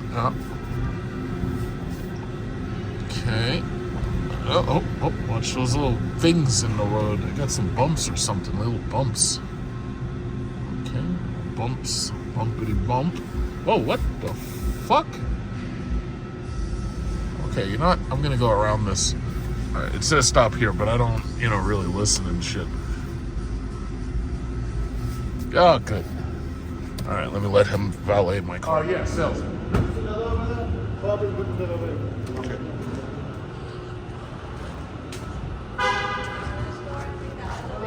Thank you. Okay. I guess I gotta let this guy drive my car. He's test driving the shit out of my car. Why'd he turn it off? It was on. All right, come on, let's go, buddy. Yeah, test driving the shit out of my car. All right, might as well just go. Thank you. Go ahead. All right. Right now, they're doing like major renovations. This place is like really dusty. It's a mess. Doing a lot of renovations here. Let's see what we got.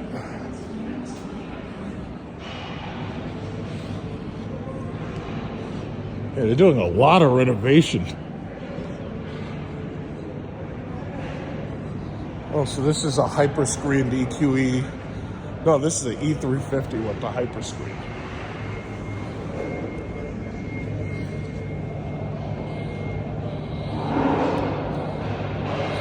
Doesn't open. Some of these things, power is down.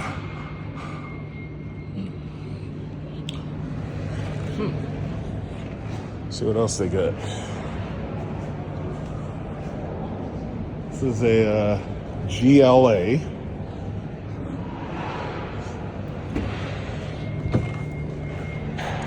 And I was trying to tell her, I was like, yeah, the GLA might work best for you.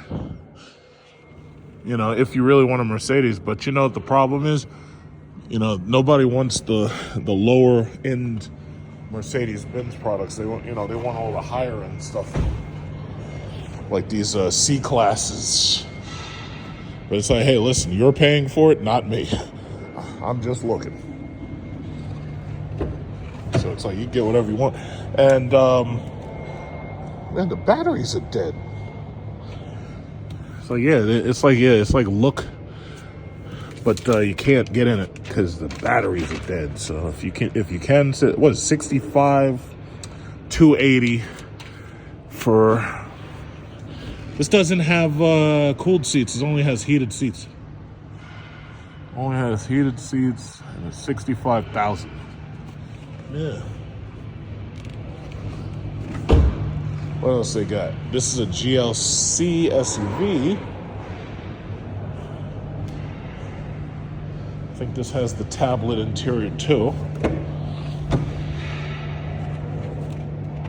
Yo, all these batteries are dead. It's like you guys got to put these things on battery tenders. This is an AMG seat version.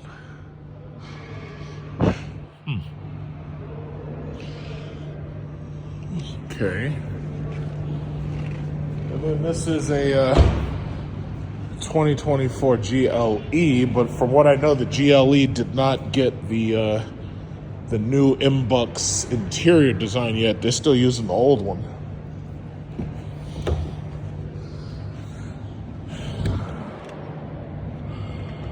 My battery's dead. Got water bottles and shit. There's coffee in it. What is this, a demo? It's got the heated, cooled seats, though. The thing is, the battery's dead, though. You can't even get in there.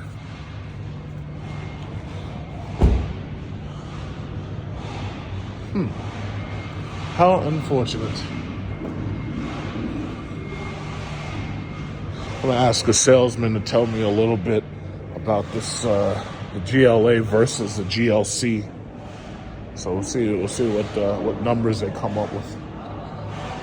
Damn shame that the S-Class is so ridiculously expensive to insure, because it's like, I mean, this interior is just ridiculous. Like the amount of space in this thing, It's amazing to me that most other companies aren't willing to build a car this big. It's like they claim that sedan sales are down, but they refuse to build a sedan that actually has everything people fucking want. So they've basically already made up their minds. It's like, yeah, we're going to go to crossovers and SUVs. And, if you don't like it, that's your problem. This thing's got the heated, cooled, reclining back seats. I don't know if it has massagers. This one doesn't have the TVs, but I know it has massage up front. It's got heated, cooled seats up front and everything.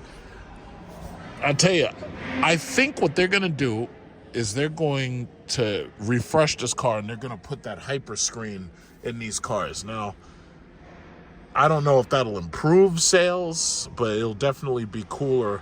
Because, see, me personally, this Tesla screen shit, I think that's outworn its welcome. Like, it's not a bad thing. It's just like a car like this deserves the hyperscreen. Like, they need to have the same hyperscreen that's in the E-Class or that's in these electric cars, It's such a big car, but it just, without that hyperscreen, it feels incomplete. Oh, Jesus. Getting out of this damn thing. It's a big ass car. And they got the Maybach 680 right there.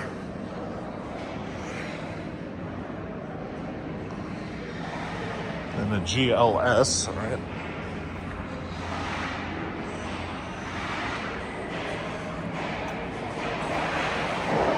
I guess this one must be used.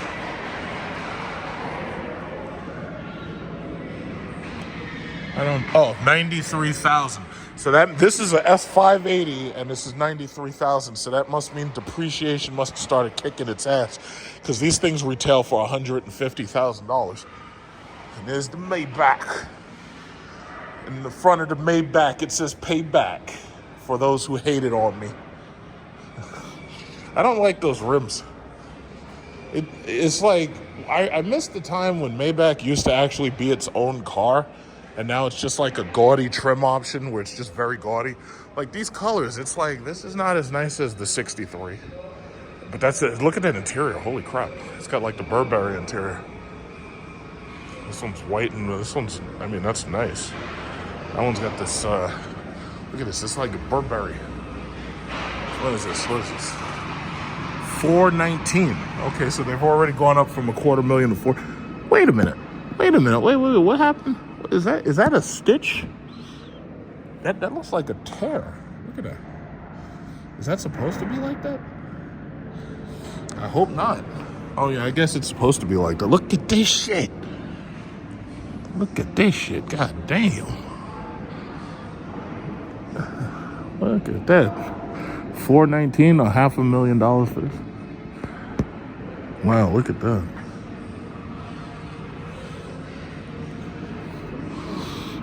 Front of the Maybach, it says "Payback." Oh, wait a minute, that looks like a key in there. Oh, but it's locked. Wow, that's a lot of car right there. That's a hell of a lot of car.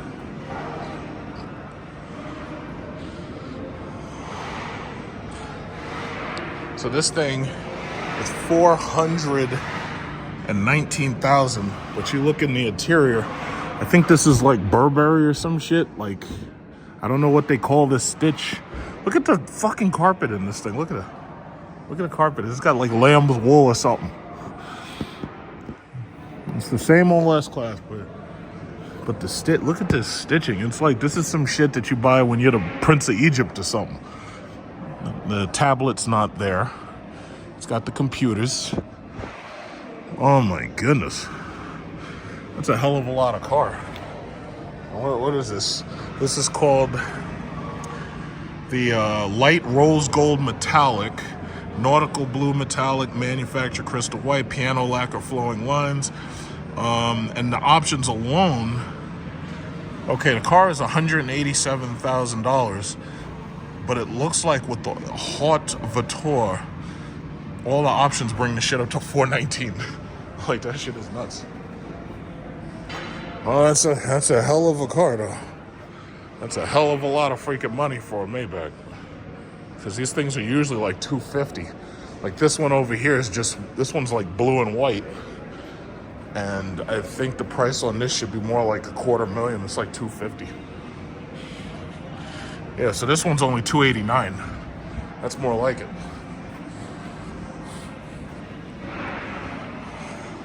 It's a hell of a lot of money. While I'm waiting for this guy to run the numbers, I was just looking at these EQs right here. This is an EQS SUV. I've already driven this car. It's not necessarily a bad car. It's just that my problem, and I do understand the people who don't like electric vehicles and a lot of the arguments that they field. Some of those arguments are, you know, legitimate. Like the depreciation of these cars. It's like I would never finance one of these cars. Financing is stupid at this point. You're dealing with high-tech nightmares, and when something goes wrong, you're fucked. I mean, you know, Mercedes has made all of their interiors basically look the same. So it's like it doesn't matter if you get the lowest end car, as long as, you know, it has the ambient lighting, and as long as it has either the Hyperscreen, Super Screen, or it has, what is it called? You know, the tablet, the Inbox tablet. No matter what, you still win. You know, but, hey, Mercedes. How can I help? Change ambient lighting to orange. I love doing this. Okay, I'm changing the color. There you go. I love doing that. Like, I could do this all day long with one of these freaking cars. Hey, Mercedes. How may I help you? Give me directions to the Federal Reserve Building. Here is what I found. Where do you want to go? 1. Calculating route. We're gonna go kick Jerome Powell's ass. Please proceed to the highlighted route. We're gonna go make him change those interest rates. We're gonna go get Jerome Powell. They even have it's like every single thing is outlined in LED. It's like, you know, some people say it's a little bit distracting. Yeah, thank you. Right. Yeah, it's nice, but for what they want for these things, it's like, see, and they're charging so much for the Hyperscreen. Because, see, the Hyperscreen, I originally thought it was going to be a $5,000 option. But they've allowed these MSRPs to run wild, and then Mercedes is charging you like 9% interest rate or 10% interest rate. It's like, I don't know if you've been listening to the news, but the banks have basically figured it out. They said, we're not going to finance this stuff. So if you're one of these people waiting for a Hellcat, or you're waiting for one of these $100,000 markup TRXs, or one of these things, if you're waiting for these things to get marked down, you can forget it, because the banks have said we're not going to do it. Because the banks realize that these things aren't worth that kind of money. They know that these things are all depreciating fast. So for the most part, especially with electric vehicles, they understand that the computer technology depreciates. They understand the battery technology depreciates. They're not paying it. And the banks are saying now, oh, you want to finance this thing? Yeah, well, you got to give us like $30,000 out of that $100,000. Because what they're doing is they're making you put down so much money until now you can't leave, because your money is in there. When you put down 10 or 15 or 20,000 or 30,000 of your own money, all of a sudden, just, you know, defaulting on the loan, that's not an option, because now you're going to lose all of your money and you're going to lose all of theirs, and they're still going to take it back, and they're just going to repossess it, and then they're going to resell it. So it's like you can't win. You can't win. And that's the thing. They've marked these cars up. They've inflated the MSRPs. And they've basically created a situation where now most of these banks, they refuse to finance most of this stuff. They just refuse. Now, I thought I could slide my finger on this. You can't slide your finger. You got to push the button. Yeah, so you got to actually push it. You got to push it once. I thought you'd be able to slide your finger on this. No, in this dynamic mode stuff, it's like, no. They make it so now you gotta actually push it. So it's haptic feedback, basically. It's a nice interior. And because it's, you know, big and spacious, it's like more spacious and it's more upright than an S-Class. The only problem is now you have to count on the fact that people actually want an electric vehicle, you know, because see, this would be just as nice a car if it was gas, but now you have to actually, you know, sell an electric car, you know. Hey, Mercedes. How may I help you? Change ambient lighting to green. Okay, I'm changing the color. I could do this shit all day long. I love it. Telephone unavailable. Connect your phone now. Yeah, if you say so. Hey, Mercedes. Hey, Mercedes. How may I help you? Change ambient lighting to red. Okay, I'm changing the color. It's like people driving around a goddamn discotheque. It's very nice. It's very, very nice. And the even nicer part is all you got to do is wait for about 2 years to pass and you'll be able to get this car for half the price. Because that what is it called? That depreciation, that shit is a killer. Yeah, that's that passenger. See, the S-Class is gonna, I know that they're gonna do this with the S-Class. You know, all these people who are running out and buying S-Classes right now, it's like all they'd have to do is wait, and the refreshed S-Class is gonna have all this in it. You're gonna have the full hyperscreen, you know? My aunt bought an EQS, but she bought the car, and she got hers with the hyperscreen. And personally, it's like, once you show me this, like, I wouldn't buy this car without that, you know? Very, very, very nice.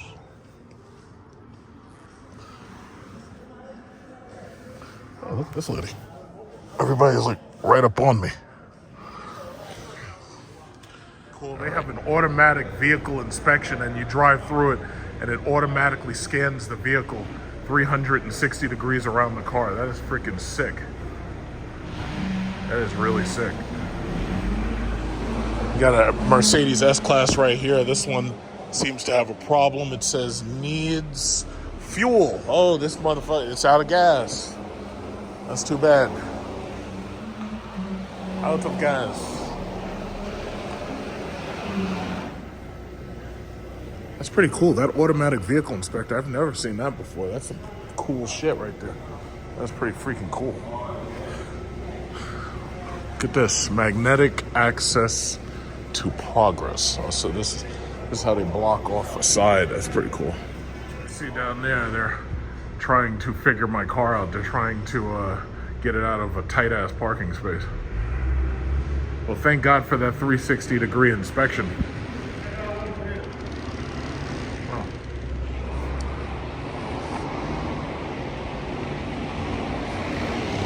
Oh, look, another, oh, this guy's a physician. Black doctor. Hell yeah, we need more. Thank God, we need more of you. And he's a male doctor, too. Yep.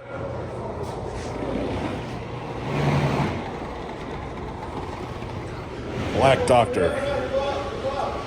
I like male doctors because I hate it when you have a female doctor and she's like, yeah, turn your head sideways and hold your balls and stuff. It's like, no, I prefer male doctors. Thank you.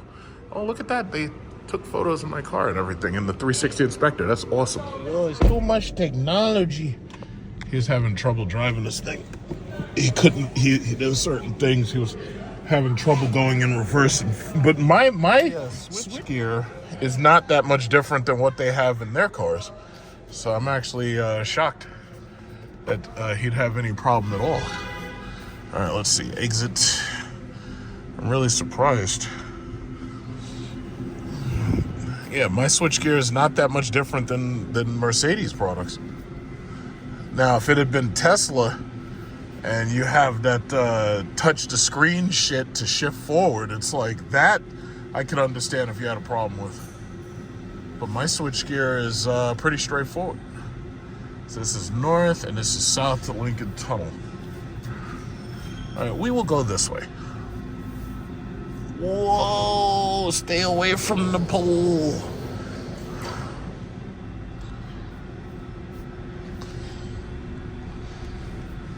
Turn off the heat. All right.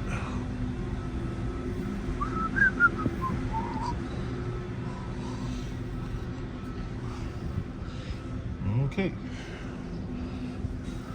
Wonderful. Oh no, is this truck stay still? Oh no. I hate making sharper turns. Uh-oh.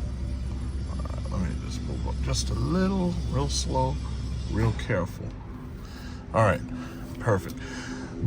Hey, Manhattan Motor Cars. So you got that Ferrari, I think a Koenigsegg's. Yeah, tell them to shut up. Rolls Royce Phantom. Oh, Rolls Royce. All Rolls Royce. They didn't have the Revuelto up in the window. Yeah, these people blowing and shit like I'm gonna drive fast or something. It's like, what's wrong with y'all? It's like, don't y'all realize I'm on vacation? What are you doing? Look at this lady. They're blowing like I'm supposed to drive faster because of you. It's like I'm on vacation. I'm sightseeing. Something smells good. What does that smell?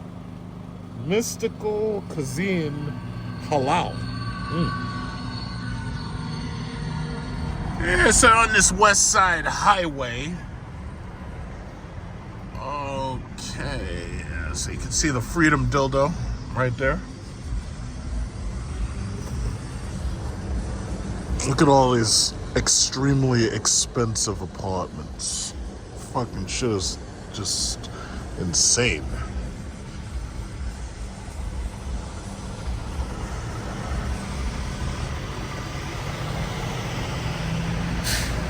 Not much going on down here. The last time I think I was here, besides going to the car show at the Javits Center, was when I test drove the Fisker Ocean. You know, long before Marquise Brown Lee tore them a new one and put them into bankruptcy. It's funny because some of these streets actually do look nice, but most of them, it's like you can't afford to live down here. It's like you have to be a millionaire.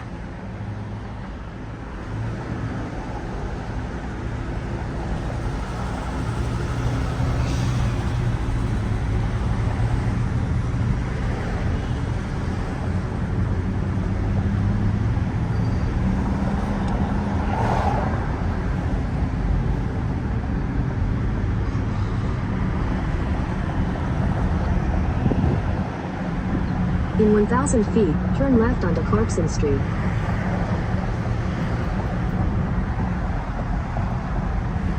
It's a nice day.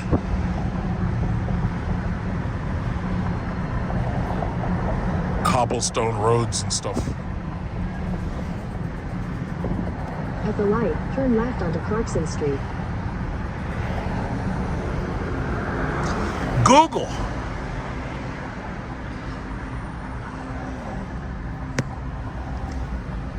Oh, they got interesting. Very interesting.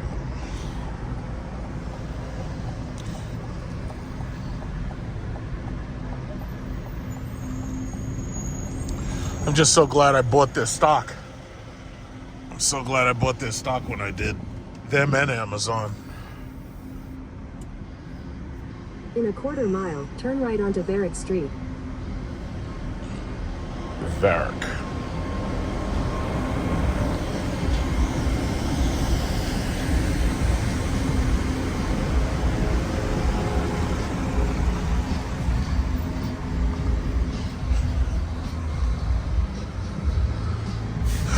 Wow, oh, this lady's just getting right out in the middle of the street.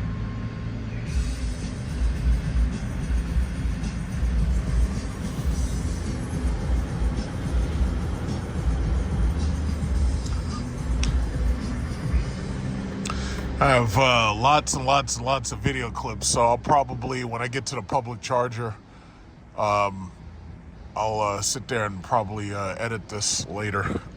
Just throw it all together.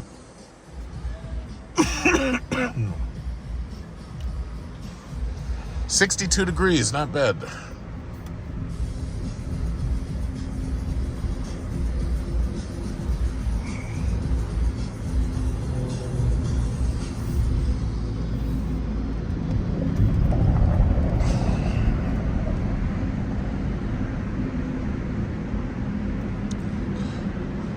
Greenwich. Alright. Is there a light here? No, it's not. Okay. Let's go straight on through.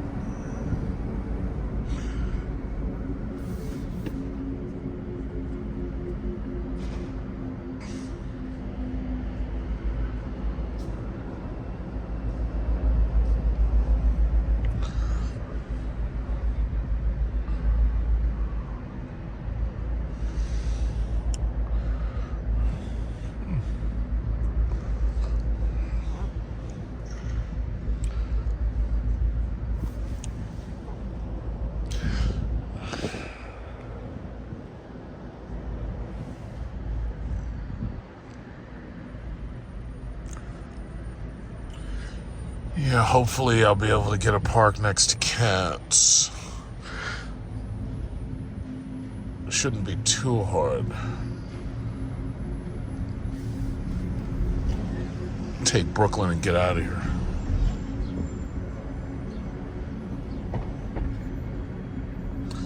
Ooh, Taco Bell. At the light, turn right onto Varick Street, then turn left onto King Street.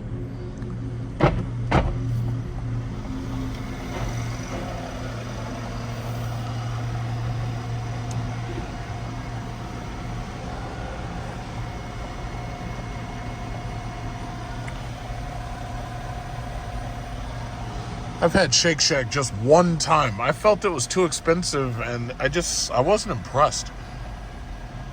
I really wasn't impressed with them.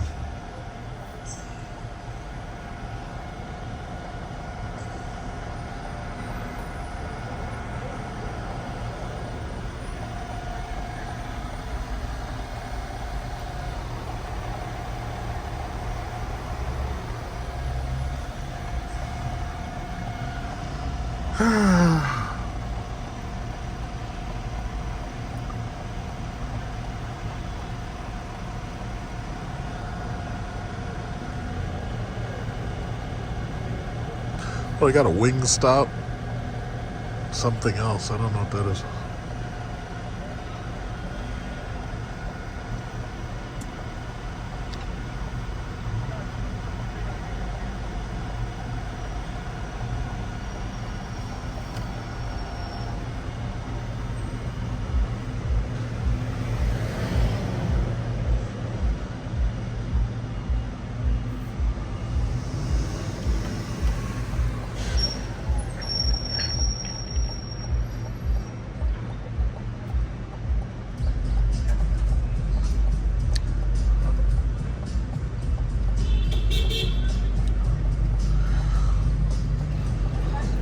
Health and Fitness Becky right here. And the little dog.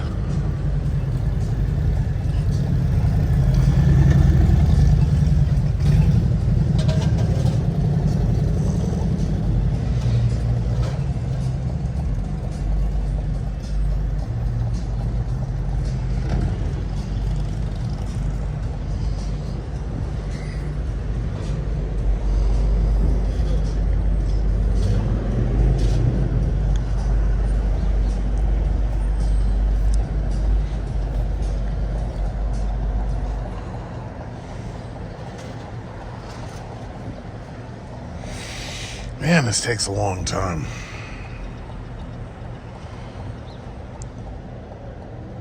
Oh, here is. Shut up! Up there blowing at me and shit.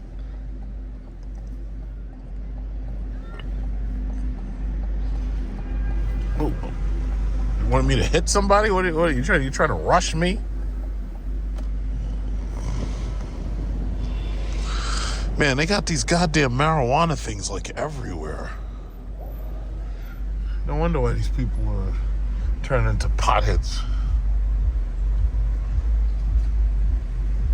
Okay, we're almost there. Just gotta get this guy out of my way. Oh my God. Alright, there we go.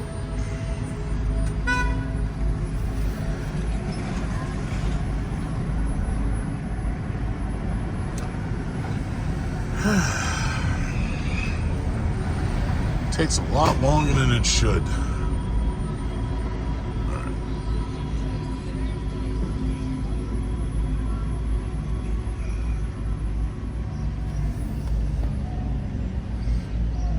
That guy's got like some kind of spinning medallion on his hood.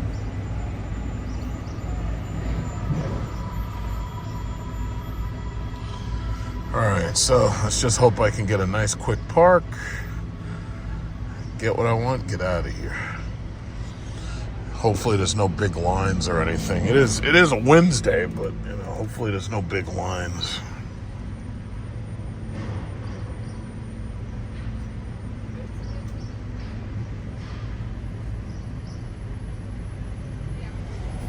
Alright, let's do this.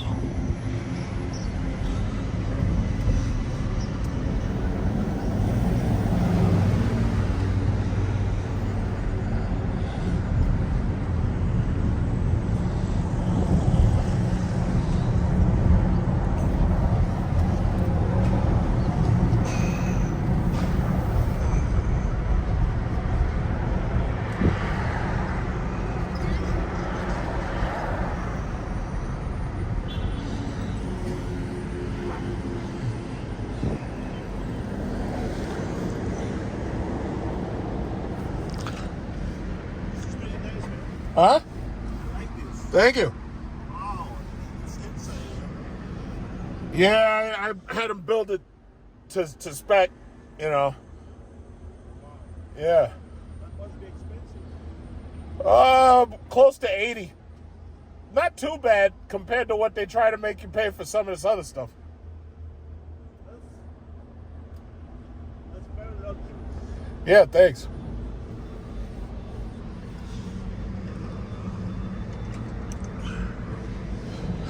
Yeah, all electric too. No gas.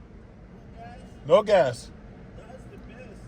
Yeah. Oh, wow, I didn't know that. Yeah. Yeah. All right. Yeah. That's like the fourth compliment I've gotten today. Feet, turn right onto Ludlow Street. This car really, really shines. The only downside is it's like this gray. You got to keep this clean because like it's not like I really prefer bright metallic silver, but this is a darker gray and everything. But hey, you know, I'm one of the few people that have this car. It's like, there it is. Here we go. All right, let's see.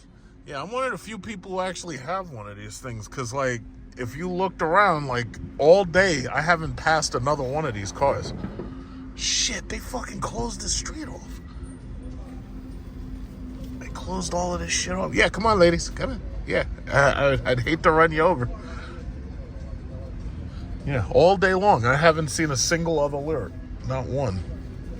Shit. They fucking made all this shit. They made it. Don't fucking blow at me, you goddamn bitch ass. Cause yeah, see, I don't want to go in there and get a fucking. What is this? Oh, this is a freaking. Oh, you know what? Let me see it. I'm gonna sneak right up in here. I'm gonna sneak in here. It's gonna take me minutes. I gotta sneak up in here and get out of here as quickly as. Oh shit. Yeah, I don't want you near me. Yeah, there's like nowhere else to park, so I'm gonna try to sneak up in. Hot cops out. They got hot cops. Well, no, it's not too crowded. Yeah. All female squad out here. It's like if they can't arrest you, they just shoot your ass. Yeah, not too bad. Not too bad. It's not too crowded, so it's not too bad. Not bad at all. All right. Okay, master in south. Ahora un 25 a papi, ya. Hey.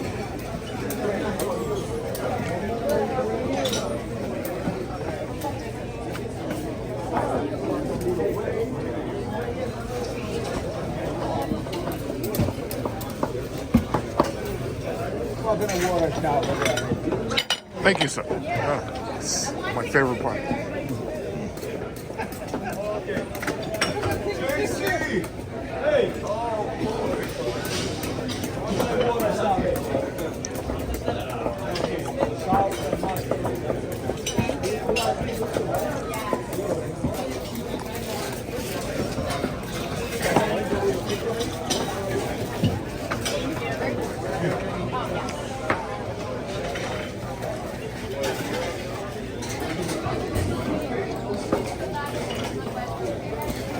from both of them? Huh? Mustard, yeah, mustard, yes.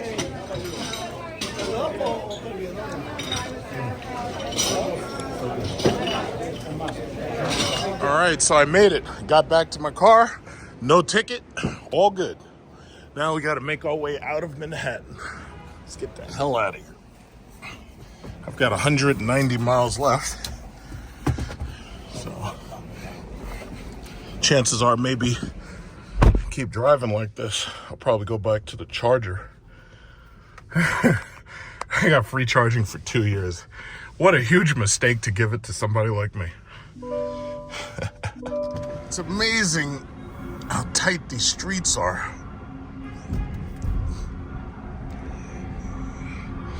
And then how they make them even tighter by putting garbage like this here.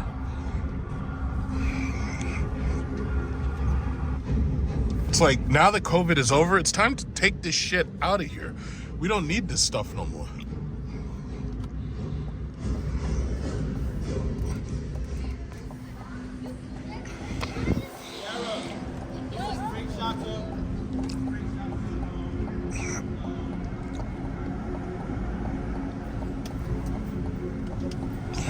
At the light, turn left onto Delancey Street.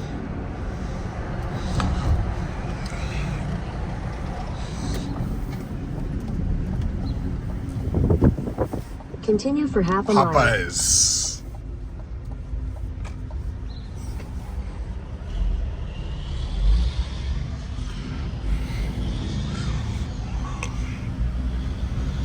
It's the Williamsburg Bridge. Yeah, it's pretty much the fastest way. Going through Brooklyn is kind of the fastest way in and out of here. Unless you go through Queens, but Queens is just too much traffic.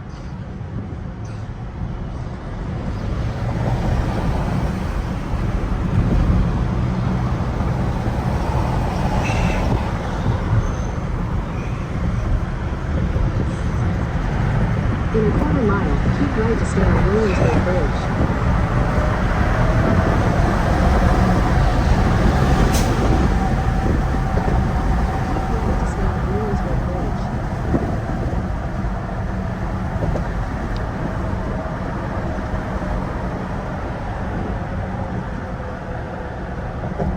Continue on Williamsburg Bridge for 1 mile.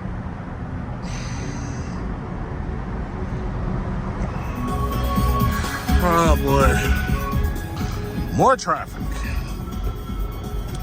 This guy's got Talia, I think.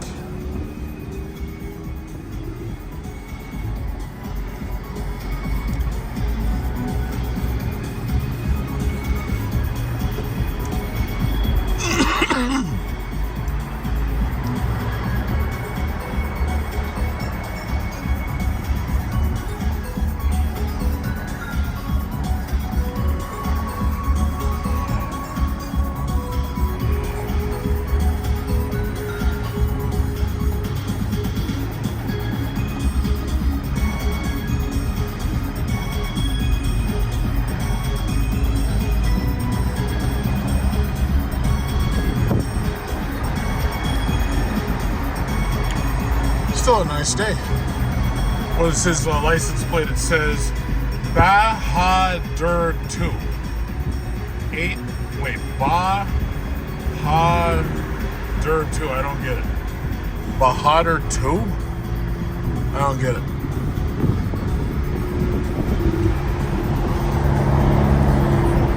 That's an Indian guy, so that must be something in Indian or something. I don't know.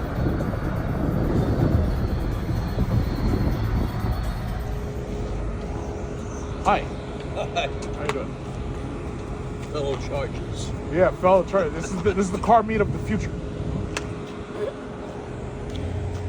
What do you pay for a charge? I'm free for 2 years. Yeah. Oh, is that what Cadillac gave you? Yeah, I got free for 6 months. free for 6 But months. because Yeah. I was referred. What do you pay $33. for a charge? Whatever their charge rate is for fast charging per minute or whatever it is. I think it's like 29 to 30 cents. I'm supposed to be free, but my husband's account is free. I guess it's not linked to my account. I don't know what it is. Well, what? He told me it was free to come here, but clearly not. That's because you're using your credit card. Right. Yeah. Put his in as the credit card. It's like my wife gave me a credit card. Everything I do, they don't even check names. Oh. So that's what it is. You need to go into your app and change the credit card. So what I find interesting. I'm telling her, so that means that they're charging 32 cents per minute or something, and she's been charging for about 32 minutes. I think what it is that had she plugged in and not used anything, it would have automatically recognized her and it would have started charging for free. But she used her app, just like you said, instead of his, and his app was ready for auto pay, hers wasn't. That's what I think, because of the communication. All I do in mine is I open the charge port, right, and I just plug Tesla in. has plug and charge. Yeah. I have it too. Well, like with these machines, we have auto charge. The problem is, like, I think she started using her app instead of her husband's app. She started a brand new subscription, but she didn't have her husband's phone. But I think had she just plugged it in, it would have just started anyway.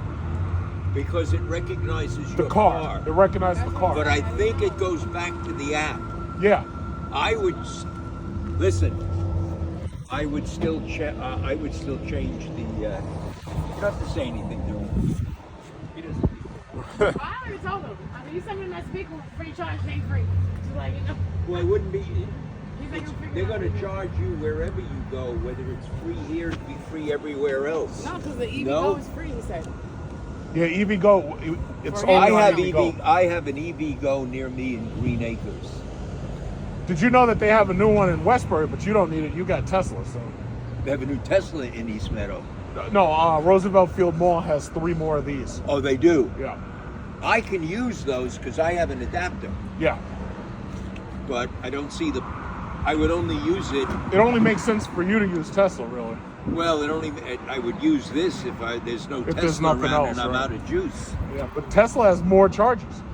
They just put in over at Green Acres. Yeah. They had 12. Yeah. They just added another 12. There's 24, but if you go there, there's a line of cars waiting to get All in. those limos. And everyone is an Uber. Yep. Oh, wow. I mean, it's just they've totally taken over there. They took them over, yep.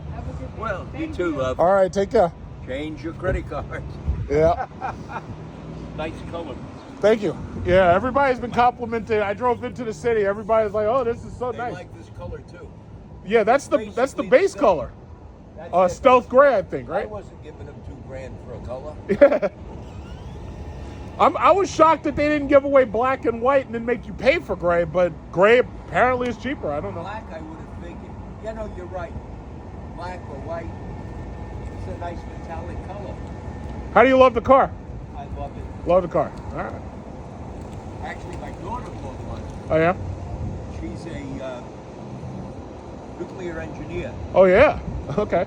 So Tell her to build you a nuclear reactor in your house, so this way you ain't got to come here. we talked about that. So she came up to Thanksgiving. I was all over her for buying it. And I said, I'll try the car. And I took a test drive. I bought this the following week. I went online where you can sell your car. Right. Guy came, gave me the plates, gave me a check. I was buying this car. Cool.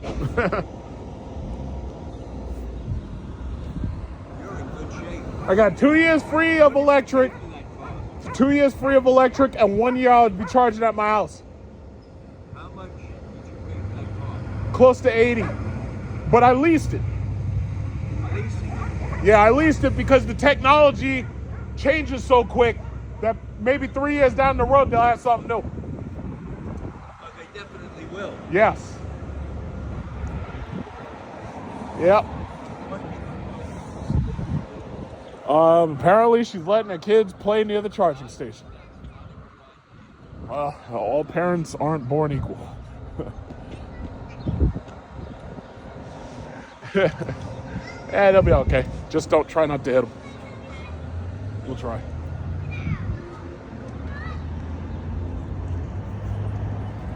Yeah. Yeah, you may have noticed that most of this video revolves around me being at the charging station. I've been driving so much. It's like I've been doing like 160 miles at a time. Like I've been just driving so much this week. I gotta say, I love this fucking car. I love it's so much fun to drive it. But the beautiful thing is 2 years free of EVgo. Because if I was paying to charge this thing myself, huh? Very nice. Oh yeah, thank you. We get compliments all day. Thank you. Okay, well, if a mom of 4 is impressed with my car, then I guess I am too. Yeah, but I've been driving this thing so much, man. I was driving all over Glen Cove and shit. I was having so much fun. This car is so much fun to drive. Now, they'll never say that in any of these reviews because they like to talk about cars with sporty handling and everything. But no, I've just been having such a good time. It's like I love driving this thing. I've got to drive my Jeep eventually. I got to take it out and get an inspection sticker. But it's like I don't even feel like driving my Jeep. I like just driving this. Yeah. I just went by Dunkin' Donuts to relieve myself. Unfortunately, these charging stations, unlike in all the promises, they haven't given us, bathrooms and stuff like that. I guess they just rely on whatever's around them to give us that. So I got another person pull up with an Aria. There was an Aria here I was waiting for, but somebody else pulled up with one. And so far so good. Yeah, a lot of Arias. They must have a EVgo subscription or something. Cool. So I had to take out the Jeep. Got the Durango SRT right next to me. Had to take the Jeep out in order to end this lovely spring break week. I'm pretty sure eventually I'm probably going to end up either getting another battery or I'm going to just get a charger or something.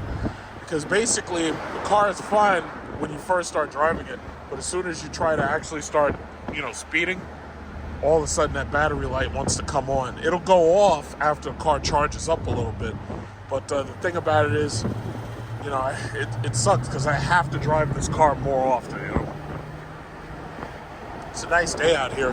It's a little cold. I think the high is going to be like 59 for the day, but it's a nice day out here. Let's get around this. Oh, look at this fucking BMW.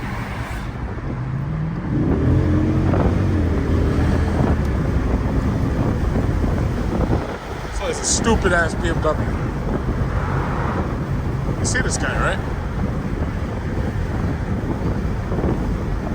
Look at this guy. Uh-oh, the Honda's chasing him. Got a CRV, is not too happy. Uh-oh, what's this guy? Look at this.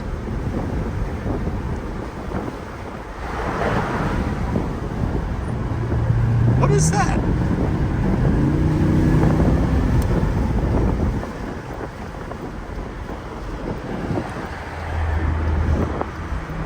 I'm trying to figure out what the hell is that? I can't see a name tag or anything. I gotta see it from the side.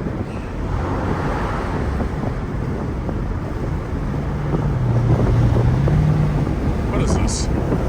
Oh, it's one of those boring ass Porsches. Never mind. Oh, I see they had some traffic waiting for us. Yeah, Chrysler 300, yeah. So ends for Chrysler, Dodge, Jeep. It's like Stellantis has killed them, basically. It's like, it's funny, he's got the badge on it. He's got the license plate that says Go Mopar. It's like Mopar is going. It's going extinct. They're done. The mere fact that you don't have an SRT 300 or a Hellcat 300 basically tells you, yeah, it's over. It is over. How unfortunate. And it's funny, I'm watching these YouTubers complain. At first they thought, oh yeah, we'll just wait for Dodge to be forced to mark down prices, and then we'll go in and buy up those Hellcats and buy up those Demons. Then come to find out the bank said, fuck that, we're not financing that shit. So if you want loans, you're not getting it from us. Damn shame. Damn shame. Stellantis putting screws on them, and then they laying everybody off. They laid off like 400 people. Just like 2 days ago, they laid off like 400 people. It's insane. It's like, yeah, they don't give a fuck. You know what it is? These people who went on strike and they did that UAW strike, they thought that they had the upper hand. Stellantis is like, no, you didn't. So what they did was they tricked these people into overproducing cars, and now that the cars won't sell because they have such high markups, now they're justifying laying people off. See, that's ultimately how the unions always lose. The unions lose because the factories disappear. So what they'll do is they'll take that factory and they'll go somewhere else. So all your union bosses and all your union this and that shit don't mean nothing because you ain't got nowhere to work. Like Stellantis, man, them some dirty motherfuckers. Them Dutch, man, them some dirty ass motherfuckers, man. They're not playing. They say, yeah, we're gonna cancel your damn factories. You're not gonna have nowhere to work, man. That's crazy. And they got away with it too. But watching these YouTubers complain. It's like, don't y'all get it? When the moment that they took SRT off of these Jeeps, that's when I knew, yeah, this company is fucked. As soon as I saw that shit, I was like, yep, from here it's all downhill. They had a couple of hits, but I knew it was over. I knew it was over, but y'all just didn't want to believe it. You didn't want to believe it. To be continued.